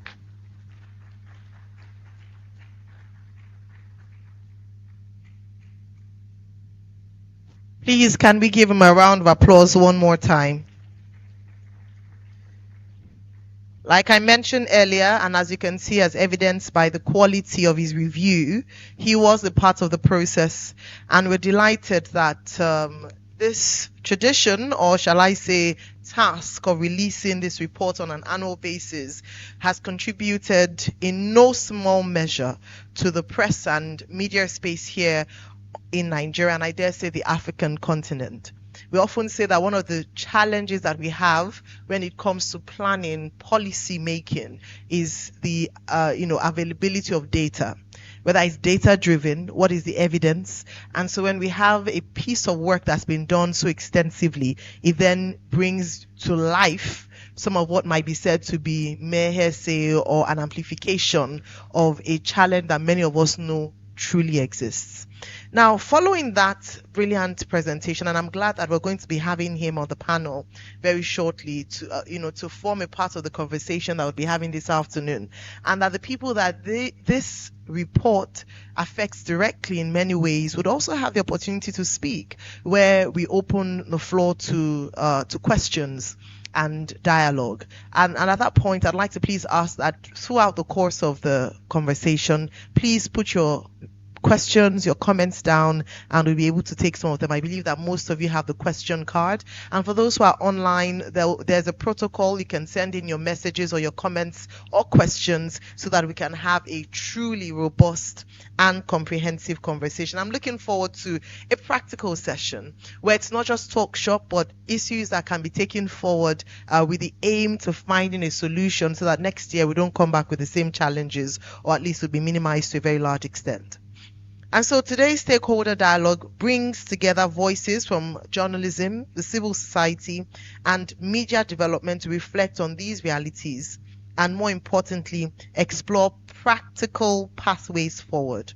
And so, distinguished ladies and gentlemen, with a brief profile, allow me to introduce our distinguished panel. First on that panel, I'll be bringing him back here on stage to speak further on this. Mr. Leko Tufolorin, please let's make him feel very welcome.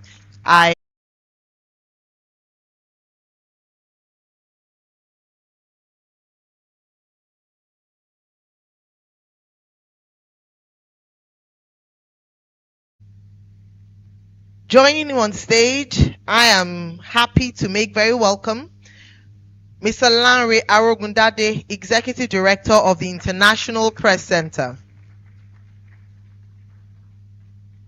Your applause is not even encouraging me, and I'm not a conversant. Thank you so much. One thing we know how to do is how to encourage.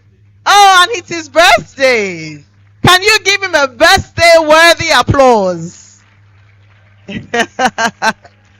You know, he's not just a panelist. He also has the, shall I call it, honor of sharing a birthday with our great, the great Professor Wole Soyinka. And so you had no option but to be great, sir. You have very big shoes ahead of you, and that's why, of course, we're here today.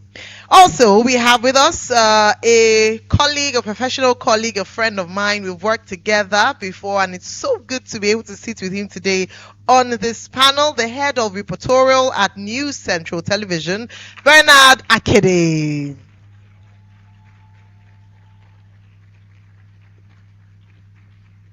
Please clap, who is my friend. Well, we're all professional colleagues here, so no partial. Nothing to be partial here. All right. Also joining us virtually, we are delighted to have with us Ms. Khadija L. Usman, Senior Programs Officer for Anglophone West Africa at Paradigm Initiative. Yeah. Thank you very much. And I believe we listened to him earlier on, and he's also serving as the chairman of today's occasion. Please let's welcome back on stage Professor of Communications, Federal University Kushere, and who gave the keynote address for today, Professor Umar Pate. All right. If he's not here yet, he's coming. Yes. We will hold a seat for him. We'll keep a seat for him. Also, we have joining us virtually, representing the Wole Soyinka Center for Investigative Journalism, is Miriam Alo, Programs Officer, whose work contributed significantly or continues to contribute significantly to the center's research and advocacy initiatives. Hello, Miriam.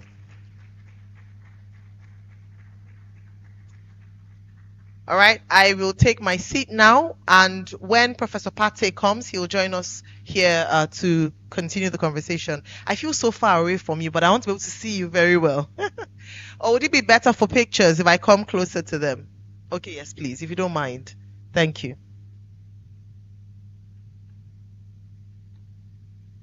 Thank you very much. Again, like I mentioned, if you have any questions or points for note in the course of the conversation today, please, by all means, send your questions. And for those who are joining us virtually, you can submit your questions through the designated online chat or the Q&A platform. Our team will be monitoring your contributions throughout the session. During the audience engagement segment, I'll take a selection of these questions and, where possible, direct them to the relevant journalists and panelists here on stage. To help us accommodate as many questions as possible, we encourage everyone, whether participating in person or online, to submit their questions early. Due to the brevity of time that we have, the time constraints, we will only be able to take a few. All right, let me start with Mr. Tufolorin. Since you've just exited the podium and just given us a review of the report. You started off by saying that this is the fourth publication, the fourth edition of this report. And of course, the question on the minds of a number of people when you hear the staggering numbers of journalists who were attacked, and even in your presentation, you did mention that even some of these were not reported. Some people didn't report. Please, can we make welcome Professor Pate? Thank you, sir. So the big question for me today and for us is this: then and now, your experience, and I read your profile, just before you came up on stage. What has changed? Press freedom in Nigeria, then and now, with the reports that have been released, with the interventions that have been made, are we better off? And if yes or no, what is the justification for your response?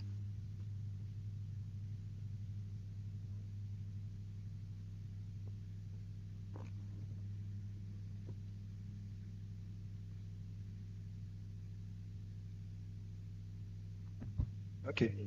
What has changed? Tough question. It's unfortunate that we're asking what has changed from, let's say, from military to democracy. I will honestly say that maybe the environment is a bit expectedly more accommodating, but it's unfortunate that we are still seeing those signs of the things that we expect should not be here now. We are talking of when journalists are afraid of being attacked, not only by state actors, but even other state actors. So I would say, well, what has changed is not significant. That's what I would say. It's not to the level that we expect. Ordinarily, we think that this kind of report should not be getting this kind of attention, but increasingly, we are seeing from year to year, there is an increase. We should not be. So my answer is that the change has not been significant in accordance with the democratic atmosphere that we're having. Thank you very much. Now, let me take that further by asking, you said in your, and for me that was quite concerning, that some journalists do not come forward to even report these incidents. And in order to have a very comprehensive picture of what the situation is, we need as many people, of course, as possible. What are the deterrents, and how can policymakers shape policy to create an enabling environment for journalists to feel safe enough to report? Well, what are the deterrents? I think, like I mentioned, sometimes people are getting too used to some of these things. Even journalists are getting used to it. And I also think that sometimes in some media houses, even the managers are not encouraging the reporting of some of these things. Sometimes when people are like, what is it? What happened? Whereas we are neck deep in reporting what's happening to other people, we are not concerned enough to document what's happening to us. So we are getting used to it. And also, we also notice in the monitoring that in some state environments, the journalists are handicapped. Some of the media houses in some states, journalists are literally being paid by the state governments. They have them on their payroll. So even when things happen to these journalists, they don't even dare to report for fear of maybe losing out or whatever. So that is it. And also one of the very frightening dimensions that we also notice is that across the country, many media houses, many newspaper houses no longer have full-time staff. We need to understand some of these things. In many states, Oyo, Kano, most of their staff are freelance. They are paid on what is published for newspapers. So from that point, the journalists themselves are so handicapped. And that is a major problem. So the report that we're expecting from those states, they can't even report about what's happening to people, not to talk about them. So that is the frightening dimension. The media is really, journalists are handicapped. And they can't hold government accountable because some of them are at the mercy of the people that are supposed to report. Thank you very much. Thank you for that submission. That's brilliant. Now, for Professor Pate, let me ask two questions. Following from our reviewer's response, how should policymakers interact with this report? Because the aim, as we've established before we started, was to not have it just as another report that's been published. We want to see action. We're moving from, talk to actionable recommendations that can be taken up. How best can we interact with it? Not just policymakers, but even media owners, because as you've mentioned, in some instances they can be complicit. Not all the time, but they can be complicit. But how best should policymakers interact with this report in order to bring that much desired change? Thank you very much. On behalf of all of us here, we congratulate the Center for the painstaking duty of compiling the report and helping to tell the public some of the experiences of our colleagues. For our policymakers and the rest of us, we need serious advocacy. We need serious enlightenment for them to even understand the state of the journalists. We are talking about the safety. And when I talk of safety here, psychological safety, physical safety, economic safety, which you have just emphasized, gender safety, and now even digital safety, legal safety. Many individuals do not even know that the journalist is going through some serious experiences, either psychologically or economically. We are good in telling other people's stories, but not telling about our own. In other words, we are good in making other people's business our business. But our own business, we keep it low for whatever reason.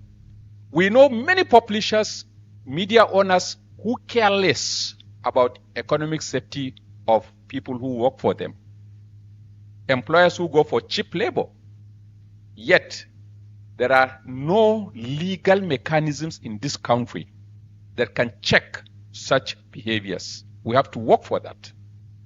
Equally, we know how sometimes journalists are harassed, are dealt with. Their own bodies that should be their voices sometimes also keep low or mute. Rather, we become complicit directly or indirectly. So my take is we need the major bodies in our profession to take up such documents, and then one, see how we can influence policy. And where we need to fight legally, let it also be done. None of us ever went to court to test some of the behaviors of our employers. People who do not pay salaries for months, people who pay below minimum rate, people who maltreat their staff. But because unemployment is all over the place, people are desperate to survive, they keep quiet. And the alternative is this. They look for other ways of making money, either through blackmail or through praise singing or any other unethically approved ways of survival. So it is a collective responsibility for all of us. It will be sad for me to train a top-rated student, first class, wonderful, only for him to be employed elsewhere and be turned into a very miserable and wretched fellow. Not because he's not intelligent, but because he's unfortunate to sign and become a practicing journalist. We should not allow this. It must be a collective voice. But so long as we are fragmented and some of our bodies that should be our protectors are busy chasing for assistance here and there to hold meetings, then suddenly we will lack the legitimacy. We will lack the spine to be able to look at those whom we believe are also maltreating us and tell them the correct thing to do. Brilliant. Thank you so much.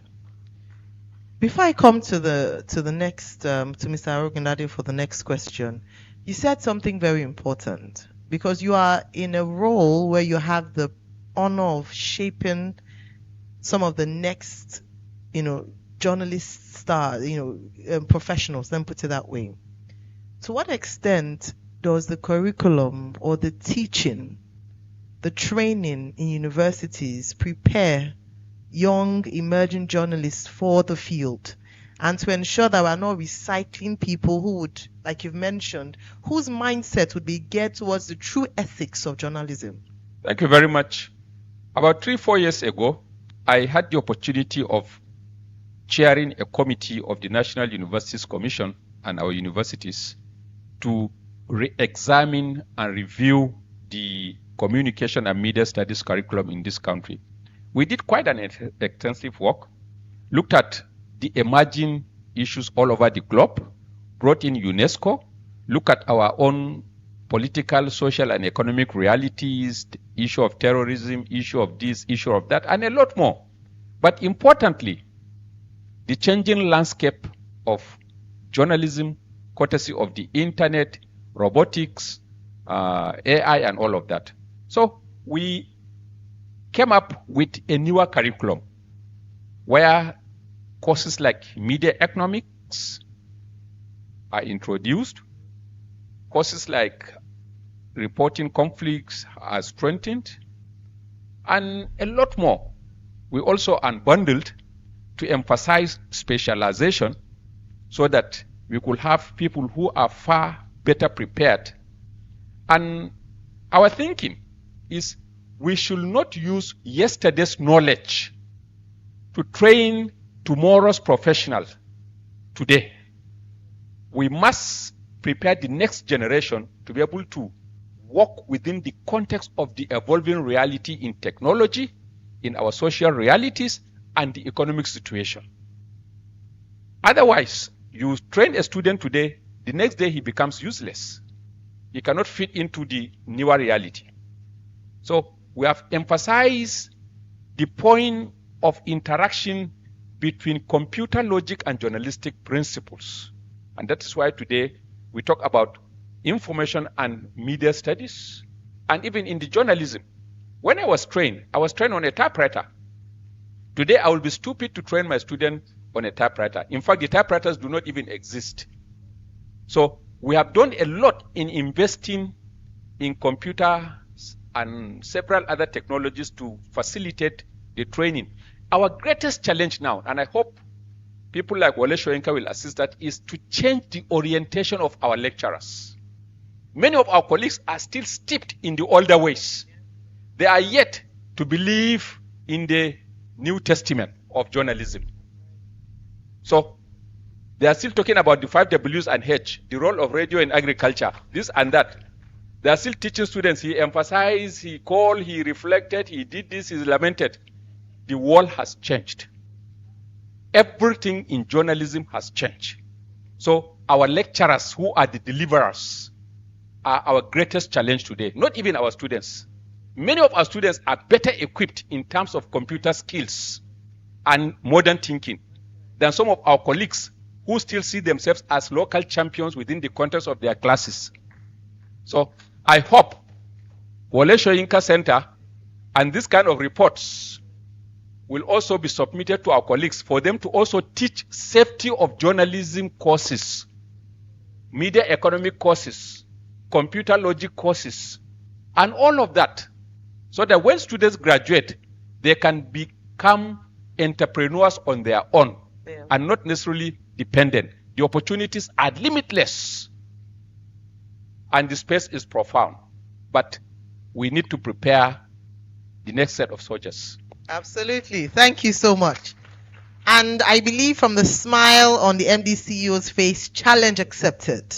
They'll take on the challenge, and you've given them an assignment, and I don't think they'll be able to fail. And I think even added to that, if I can put that in, is that when you talk about the changing face of media and journalism, even engagement with our policymakers, government officials, to understand what is for us confrontational, what has changed in the way that media and journalism is run, and so there's better acceptability in terms of understanding interactions in that way. So thank you. Now let me come to Mr. Lanre Arogundade. The International Press Center has documented numerous cases affecting journalist safety and media freedom. Looking ahead, what concrete reforms would make the greatest difference for journalists covering elections and public affairs? We are in an election, I wouldn't say in a few months, we are deep in it right now. We have started the process, even though we filed some of INEC's rules. But please share with us, what are recommendations? Okay, thank you very much. And let me congratulate the Wole Soyinka Center for Investigative Journalism for the report and even for bringing us together to have these conversation, where we've also documented attacks. And since you are linking my question with election, it's just to say that some of those attacks occurred while journalists are covering elections. And as a matter of fact, those journalists are attacked, some of them not by security men or by the police or the army, but by party agents with politicians looking on. I recall that during the 2023 election, a female reporter with AIT was assaulted somewhere in Ifakojaye with a very top politician standing by simply because she wanted to ask some questions. So I tried to go back to the question.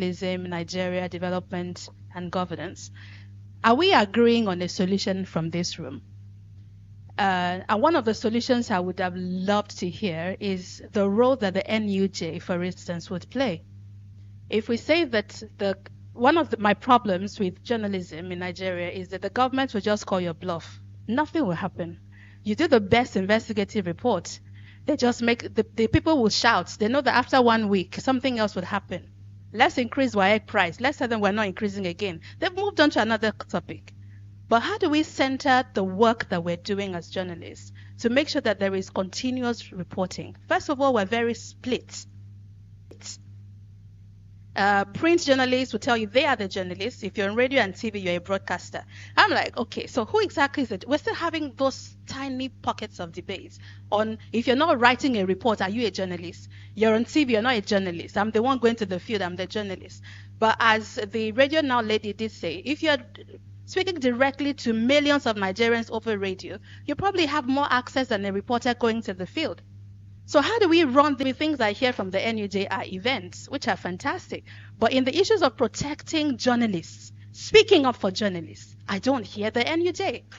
I don't hear the NUJ. So I would like to hear more synergy about what we want to actually do while we have hours of discussions. What are we deciding on in this room to do going forward? That's to the panelists. Thank you.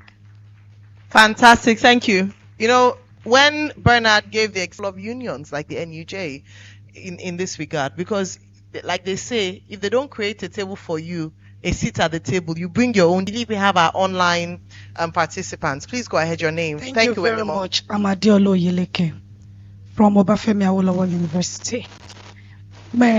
Fantastic report to the problems, professionalism. Now, whatever they dish out, maybe on their social media page, that is where you will see some conventional media or journalists go to pick information. So now we are talking about credibility. So what are the still NUJ, or I don't know any regulatory organization that is what we have specifically the WSCIJ has specifically invited students and academics in this hall. Also, the report will be available.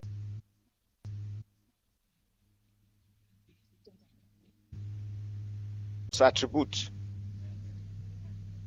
Secondly, you can localize.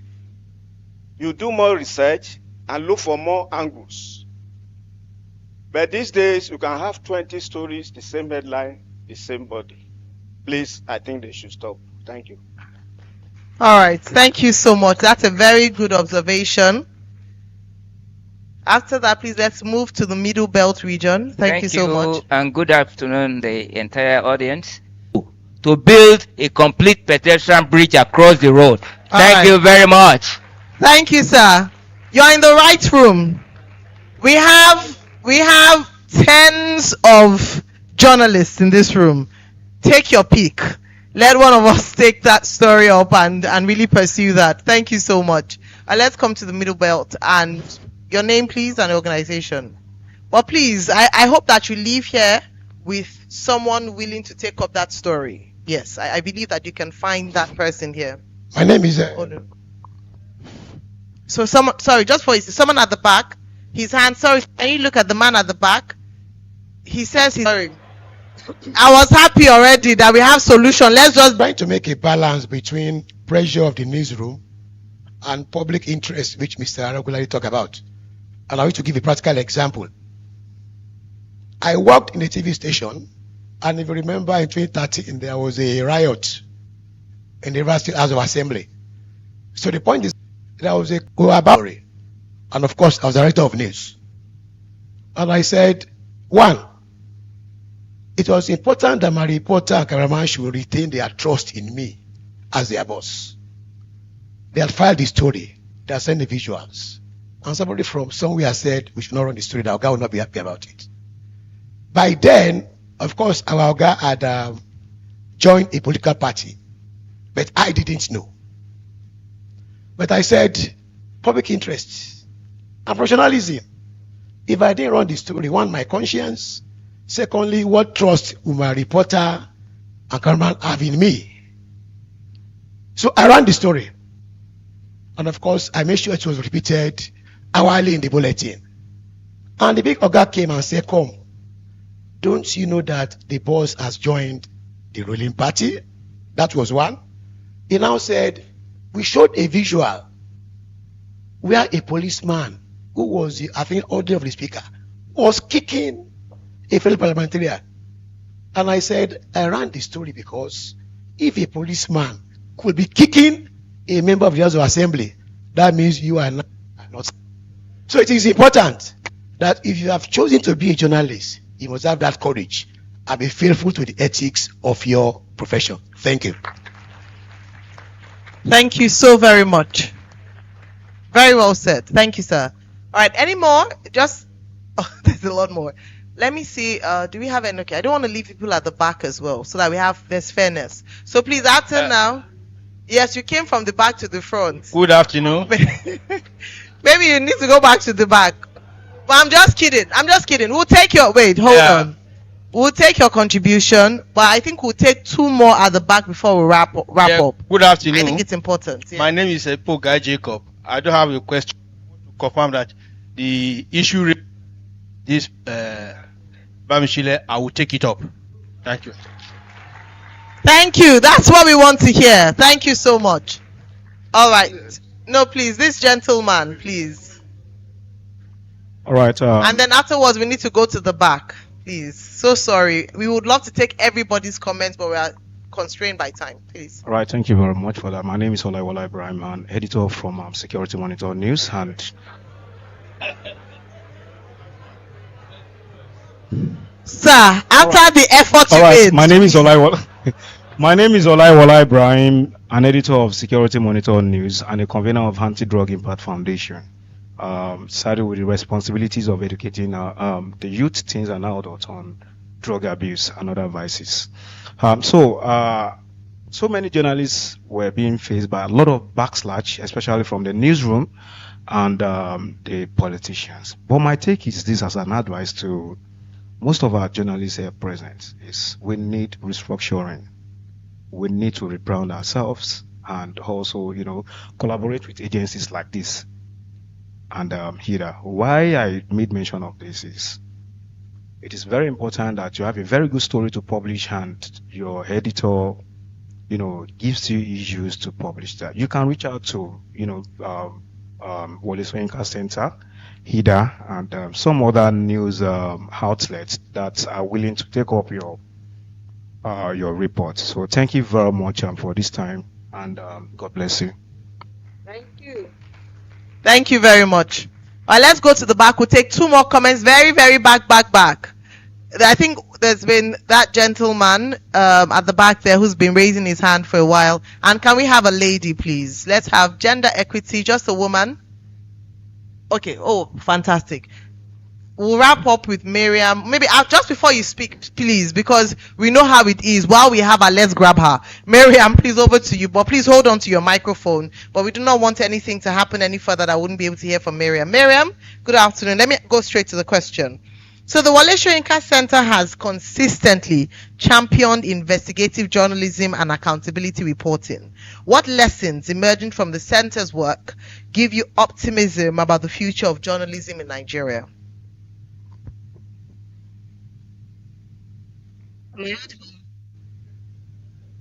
Yes, we can hear you, please. Go ahead.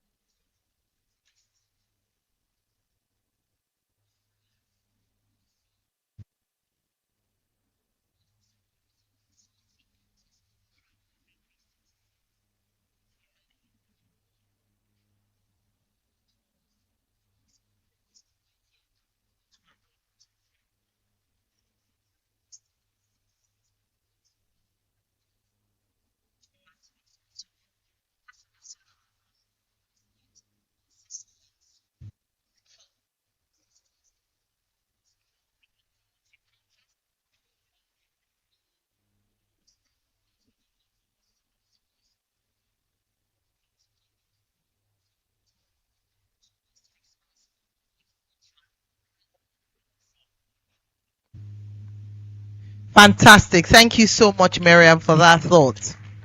I love that. You know, sometimes it can seem like it's doom and gloom, but it's important to hear that note of optimism and to salute the persistence and the resilience of the Nigerian journalists. For all of you in this hall, please, can you celebrate yourselves? You are the real MVPs. Thank you. All right, 2 more comments as we wrap up this panel. 2 more. Fine. Yes. After that, with the powers vested on me, this is the last 2 comments. These are the last 2 comments, please. Sorry. Okay, thank you so much for what has been said so far. My name is Abraham Adaganijo from Clip TV Online. In the course of my study, we've learned that journalism is reporting that story you don't want people to hear, that story you want to sweep on the carpet. That is exactly what we refer to as journalism. Every other thing is, PR. Now, many of the times when we try to report this same story, we notice you're being blacklisted from people. There is no guarantee that you can keep up, you can persist. People choke you up. Like Professor said earlier, that if you want to become a poor man, this is the best profession for you. Okay. However, I think there should be. Okay, so nevertheless, I think there should be a way out for people with passion and people who actually want to move this forward. So the question is, how do we continue to push in investigative journalism without the fear of being blacklisted, or the fear of being sidelined, or the fear of being poor forever? Okay, thank you. That's a very valid question. For the final comment or question, I'm going to have to please rule on having a student ask, please. Would like to hear the voices of the students. So the final one, if you are not a student, and I'm not saying masters or postgraduate, undergrad, we want to give a chance for the future of journalism to speak, please. Let us have undergrads. If you're an undergrad, you have to say your name, institution, and the course of study, and your matric number. All right, let's go. Let's take an undergrad question as the final one, please. Thank you. All right. So I'm Isaac. I'm from Yabatech. So he already made mention of what I wanted to say, but then I wanted to know, because we've been having issues with people funding the whole journalism and everything. So I want to know, is there a way, or is the NUJ planning to do something that can fund a journalist on his own? You understand? So because it affects the present condition of us reporting news, like real news, and not just trying to. So I'm trying to know if the NUJ has a plan for that or not. That's a very good. I think it actually ties in with the last question I was asked. So fantastic. Money on our minds, as you'd imagine. But I'll just allow Mr. Larry Arugudade to please respond to that question so that we can wrap up. And so that we understand the urgency of the need to wrap up, I'm going to be on my feet, standing on the podium to get ready. And I think also Emimo's question as well, the role of the NUJ. Okay, thank you. Thank you very much. So for NUJ, I think there are media development and media support groups that support journalists, including student journalists, to carry out investigations and do reports. Wole Soyinka Center, CJID, ICIR, and a number of them. So you can contact them. Well, on the question of NUJ, a very brief story. I used to be chairman of Lagos State Council of Nigerian Union of Journalists. And there was a time the Lagos State correspondents decided to give an award to Buba Marwa. It wasn't even an award. They made him a grand patron. And because I was NUJ chairman and I was at the event, I was asked to put the garland round on him. And I did that and it was news in the media. It was a photo news. And somebody saw that thing and became very annoyed. He enlarged that photograph, created a portrait out of it, and put it in front of his chambers, and put something, Haba, Nigerian radicals, Lanre Arugundade, bowing his head to a military dictator. That person was Kanifawemi. And he didn't speak to me for almost 2 months, until I had to go and explain to him and say, first, I didn't give any award to Maro. I didn't make him a patron. It's just because I was chairman and they just, hijacked me. And it took a long time. I say that just to buttress the point that NUJ should stop giving awards to politicians, to whatever. They just have to stop. NAWAJ should stop. For media houses, I probably won't advocate that. What I would say for media houses is that even where we want to recognize people for excellence and so on, can we try to wait till they leave office before we do that? We can do for other industries, but it's a conversation we need to have. But because of the strategic position of NUJ as an umbrella media professional body, I think that they should stick to the side of professionalism and save the industry the embarrassment of even giving an award to a governor that closed down a radio station. You can't just defend this. On the issue that our prof raised here about what to do about information traffickers, I believe maybe we need to take our case to United Nations that created the phenomenon of citizen journalism or citizen journalists. I think that has created a problem for us. Maybe we can do advocacy and let them drop that terminology. I personally don't believe in citizen journalists or whatever, but it's just that there are no citizen lawyers, there are no citizen doctors. So why should there be citizen journalists? I don't think that is quite acceptable. So let me just stop at that. I think the rest are more like comments and observations. Yes. But journalism, I think this is important. Don't be scared. It's not about being poor, but it's also a profession that being a journalist, you are actually rich. You may not know it. And sometimes it's also that we don't look at opportunities that present himself. As a journalist covering beats, you can become an author. You can write books. You can do a whole lot of things. There's entrepreneurship in journalism, despite the risks. Thank you very much.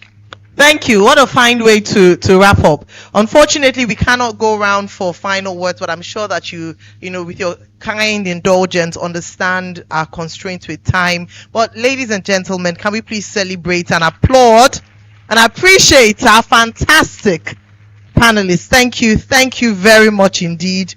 Such gems, both online, those who are, joining virtually. Khadija, Miriam, thank you so much. Bernard, thank you.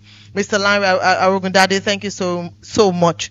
Mr. Otun Fodurin, thank you so very much. Professor Pate, our most profound thanks. We're most grateful. Thank you. Now, I'd like to ask you to please remain, because for the next activity, we're going to ask you to please join us, which is what we've been talking about, this report that is being launched today. Ladies and gentlemen, okay, beautiful. We have the physical copies here, but I'm sure you'd see on the screen, and I'm sure it's also showing on the screens for those who are joining us virtually. We have the report that's being launched. Silenced Voices, Shrinking Space, Civic Freedoms Under Pressure. 2025 Journalism and Civic Space Status Report. Now, to formally present and launch this, joining our distinguished panelists on stage, I'd like to invite to join us here, of course, the MD CEO of the Wole Soyinka Center for Investigative Journalists, the ED CEO, Mutumayo Alaka. Thank you so much.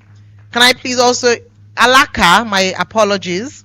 Can I please also invite board members of WSCIJ present here, board members present here.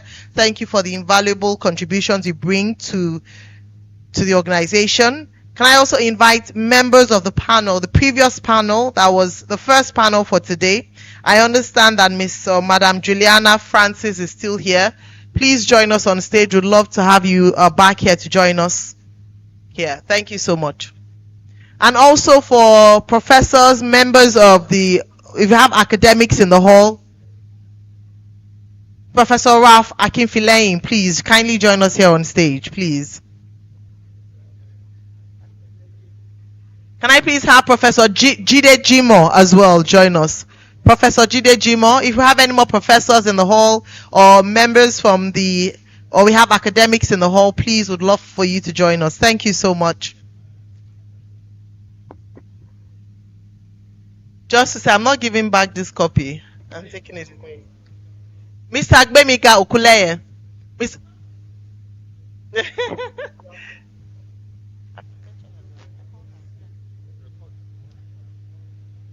Okay, I'd called for Miss Juliana Francis to join us on stage, please.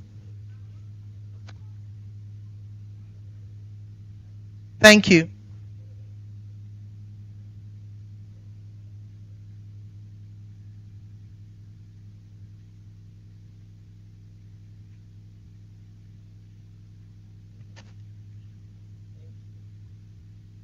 Just 1 second. We have still some more copies to go around.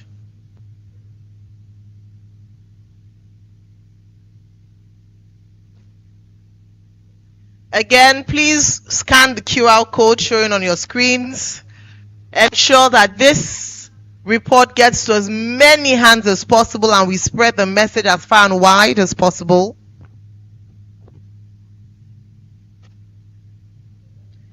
Following this, we have just 2 more assignments and they were done for today's event. Yeah, just give us a second. I'm sure we'll have the full lights in the hall back on. Thank you.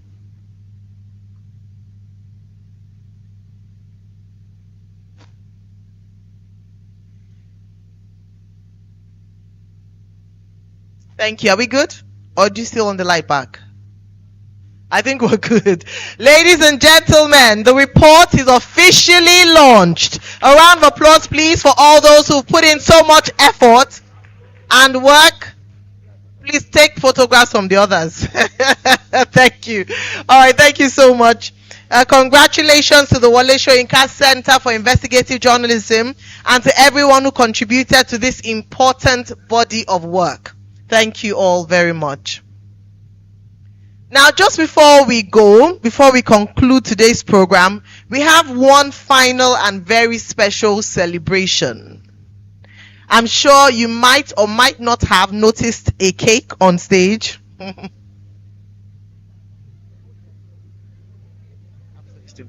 right, just before we go on to this final assignment, I think it's important for us to have the formal vote of thanks so that we will end today's event on a celebratory note. Distinguished ladies and gentlemen, as we draw today's program to a close, we have been reminded that the future of Nigeria's democracy rests not only on credible elections, but also on the strength of our institutions, the courage of our journalists, and our collective commitment to truth and accountability. If I could please get your attention for a few more minutes. To deliver the vote of thanks, it is my pleasure to invite the Executive Director and Chief Executive Officer of the Wole Soyinka Center for Investigative Journalism. Ladies and gentlemen, make it loud. Let us celebrate Motunrayo Alaka.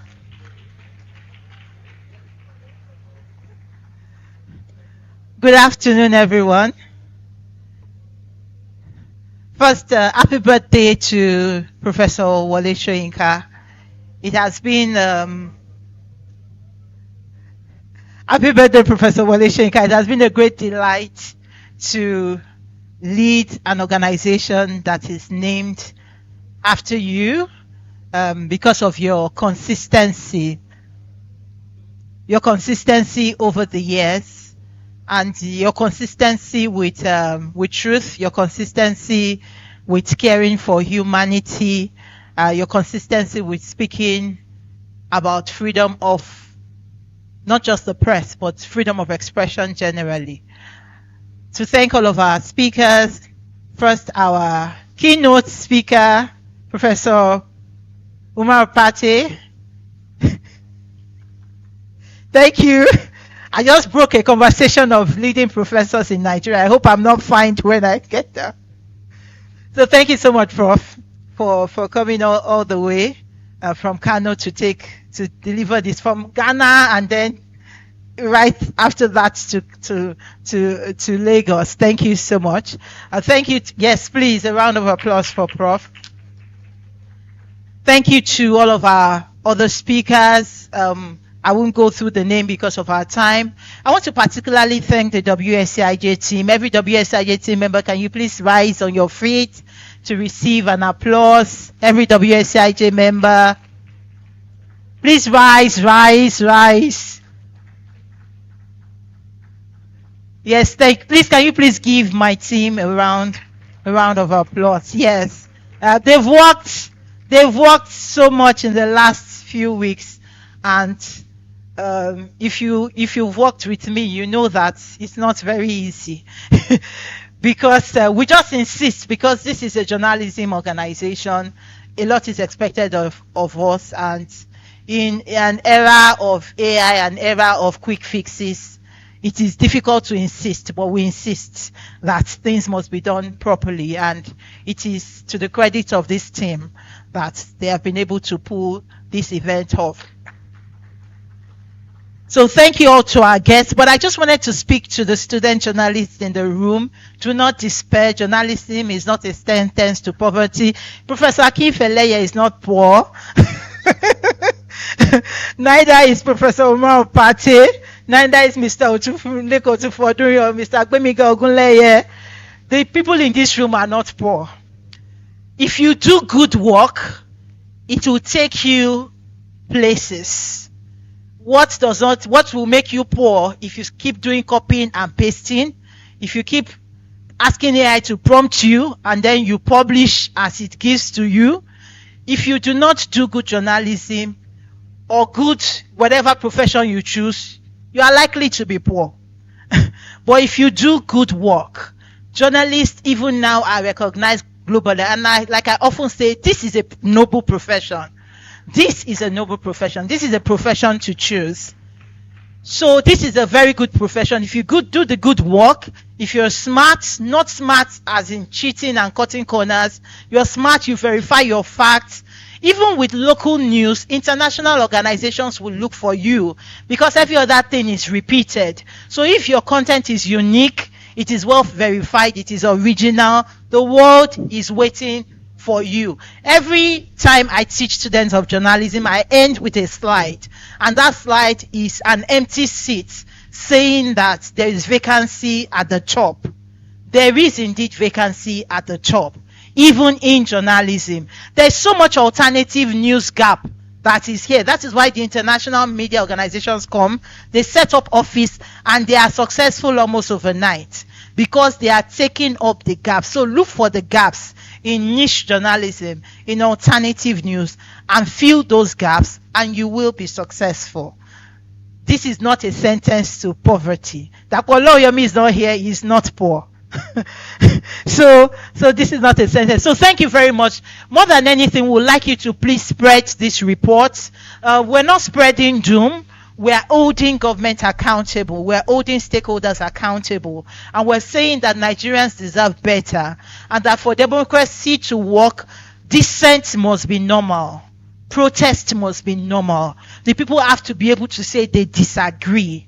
The people have to be able to say we want it better. Because we elected people to represent us, because we cannot all be in the huge offices. We need representatives. So we must ask them to deliver on the promise of those offices. So please go ahead and please spread the reports, engage with the reports, not just to condemn the police, for instance, or condemn, other stakeholders, but to engage for improvement. If Nigeria was not safe at all, we would not be able to sit in this hall. So our institutions are doing a lot of things well. But there is a lot that needs to be better, and we must hold them accountable to this. Thank you for spending all of your day with us, and we appreciate you all. Thank you.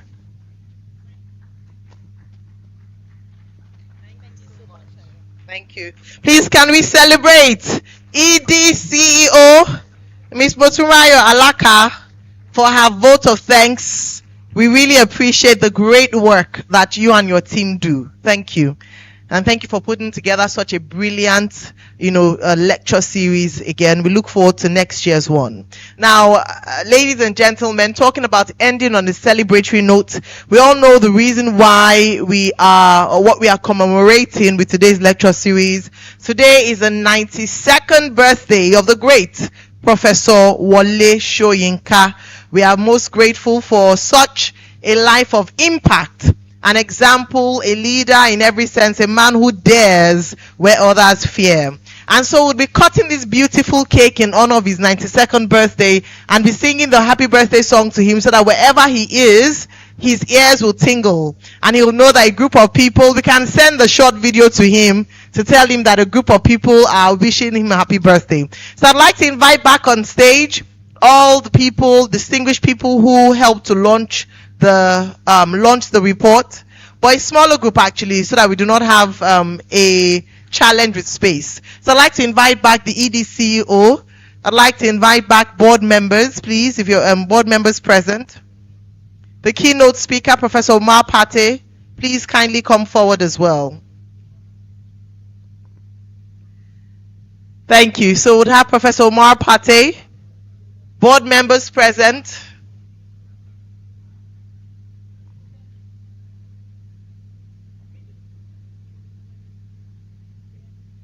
So while we get that ready, do we have a camera here? I want someone to record this moment as we sing a happy birthday to Prof himself. Are you ready? Are you ready? So when you leave here, you tell someone that where have you been? I've been at a birthday party for Professor Wole Soyinka, a birthday lecture series. Okay. All right, let's go, ladies and gentlemen. Yeah, too much. 1, 2, 3. Happy birthday to you. Happy birthday to you.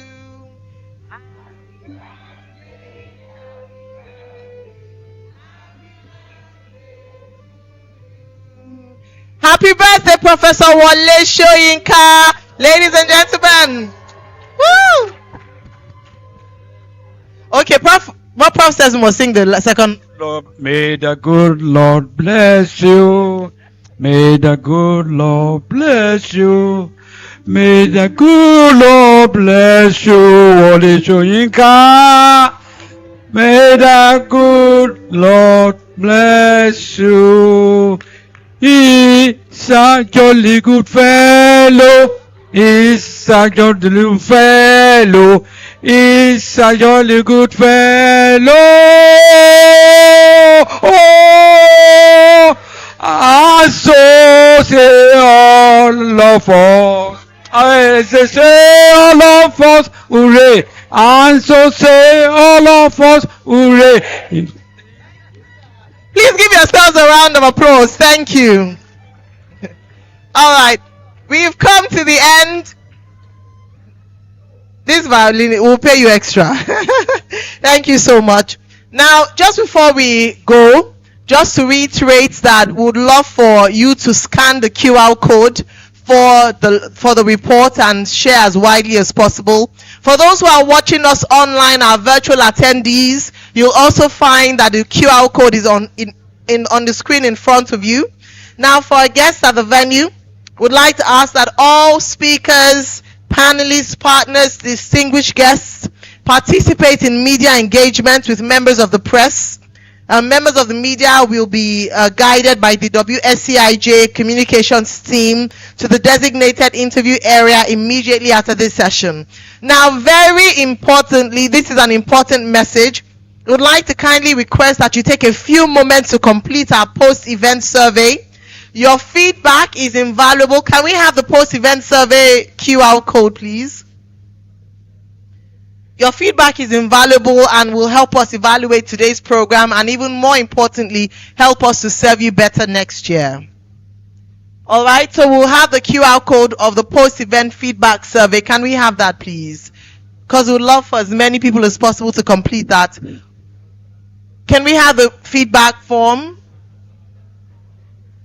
Okay, it's coming. All right, please ensure you complete the feedback survey.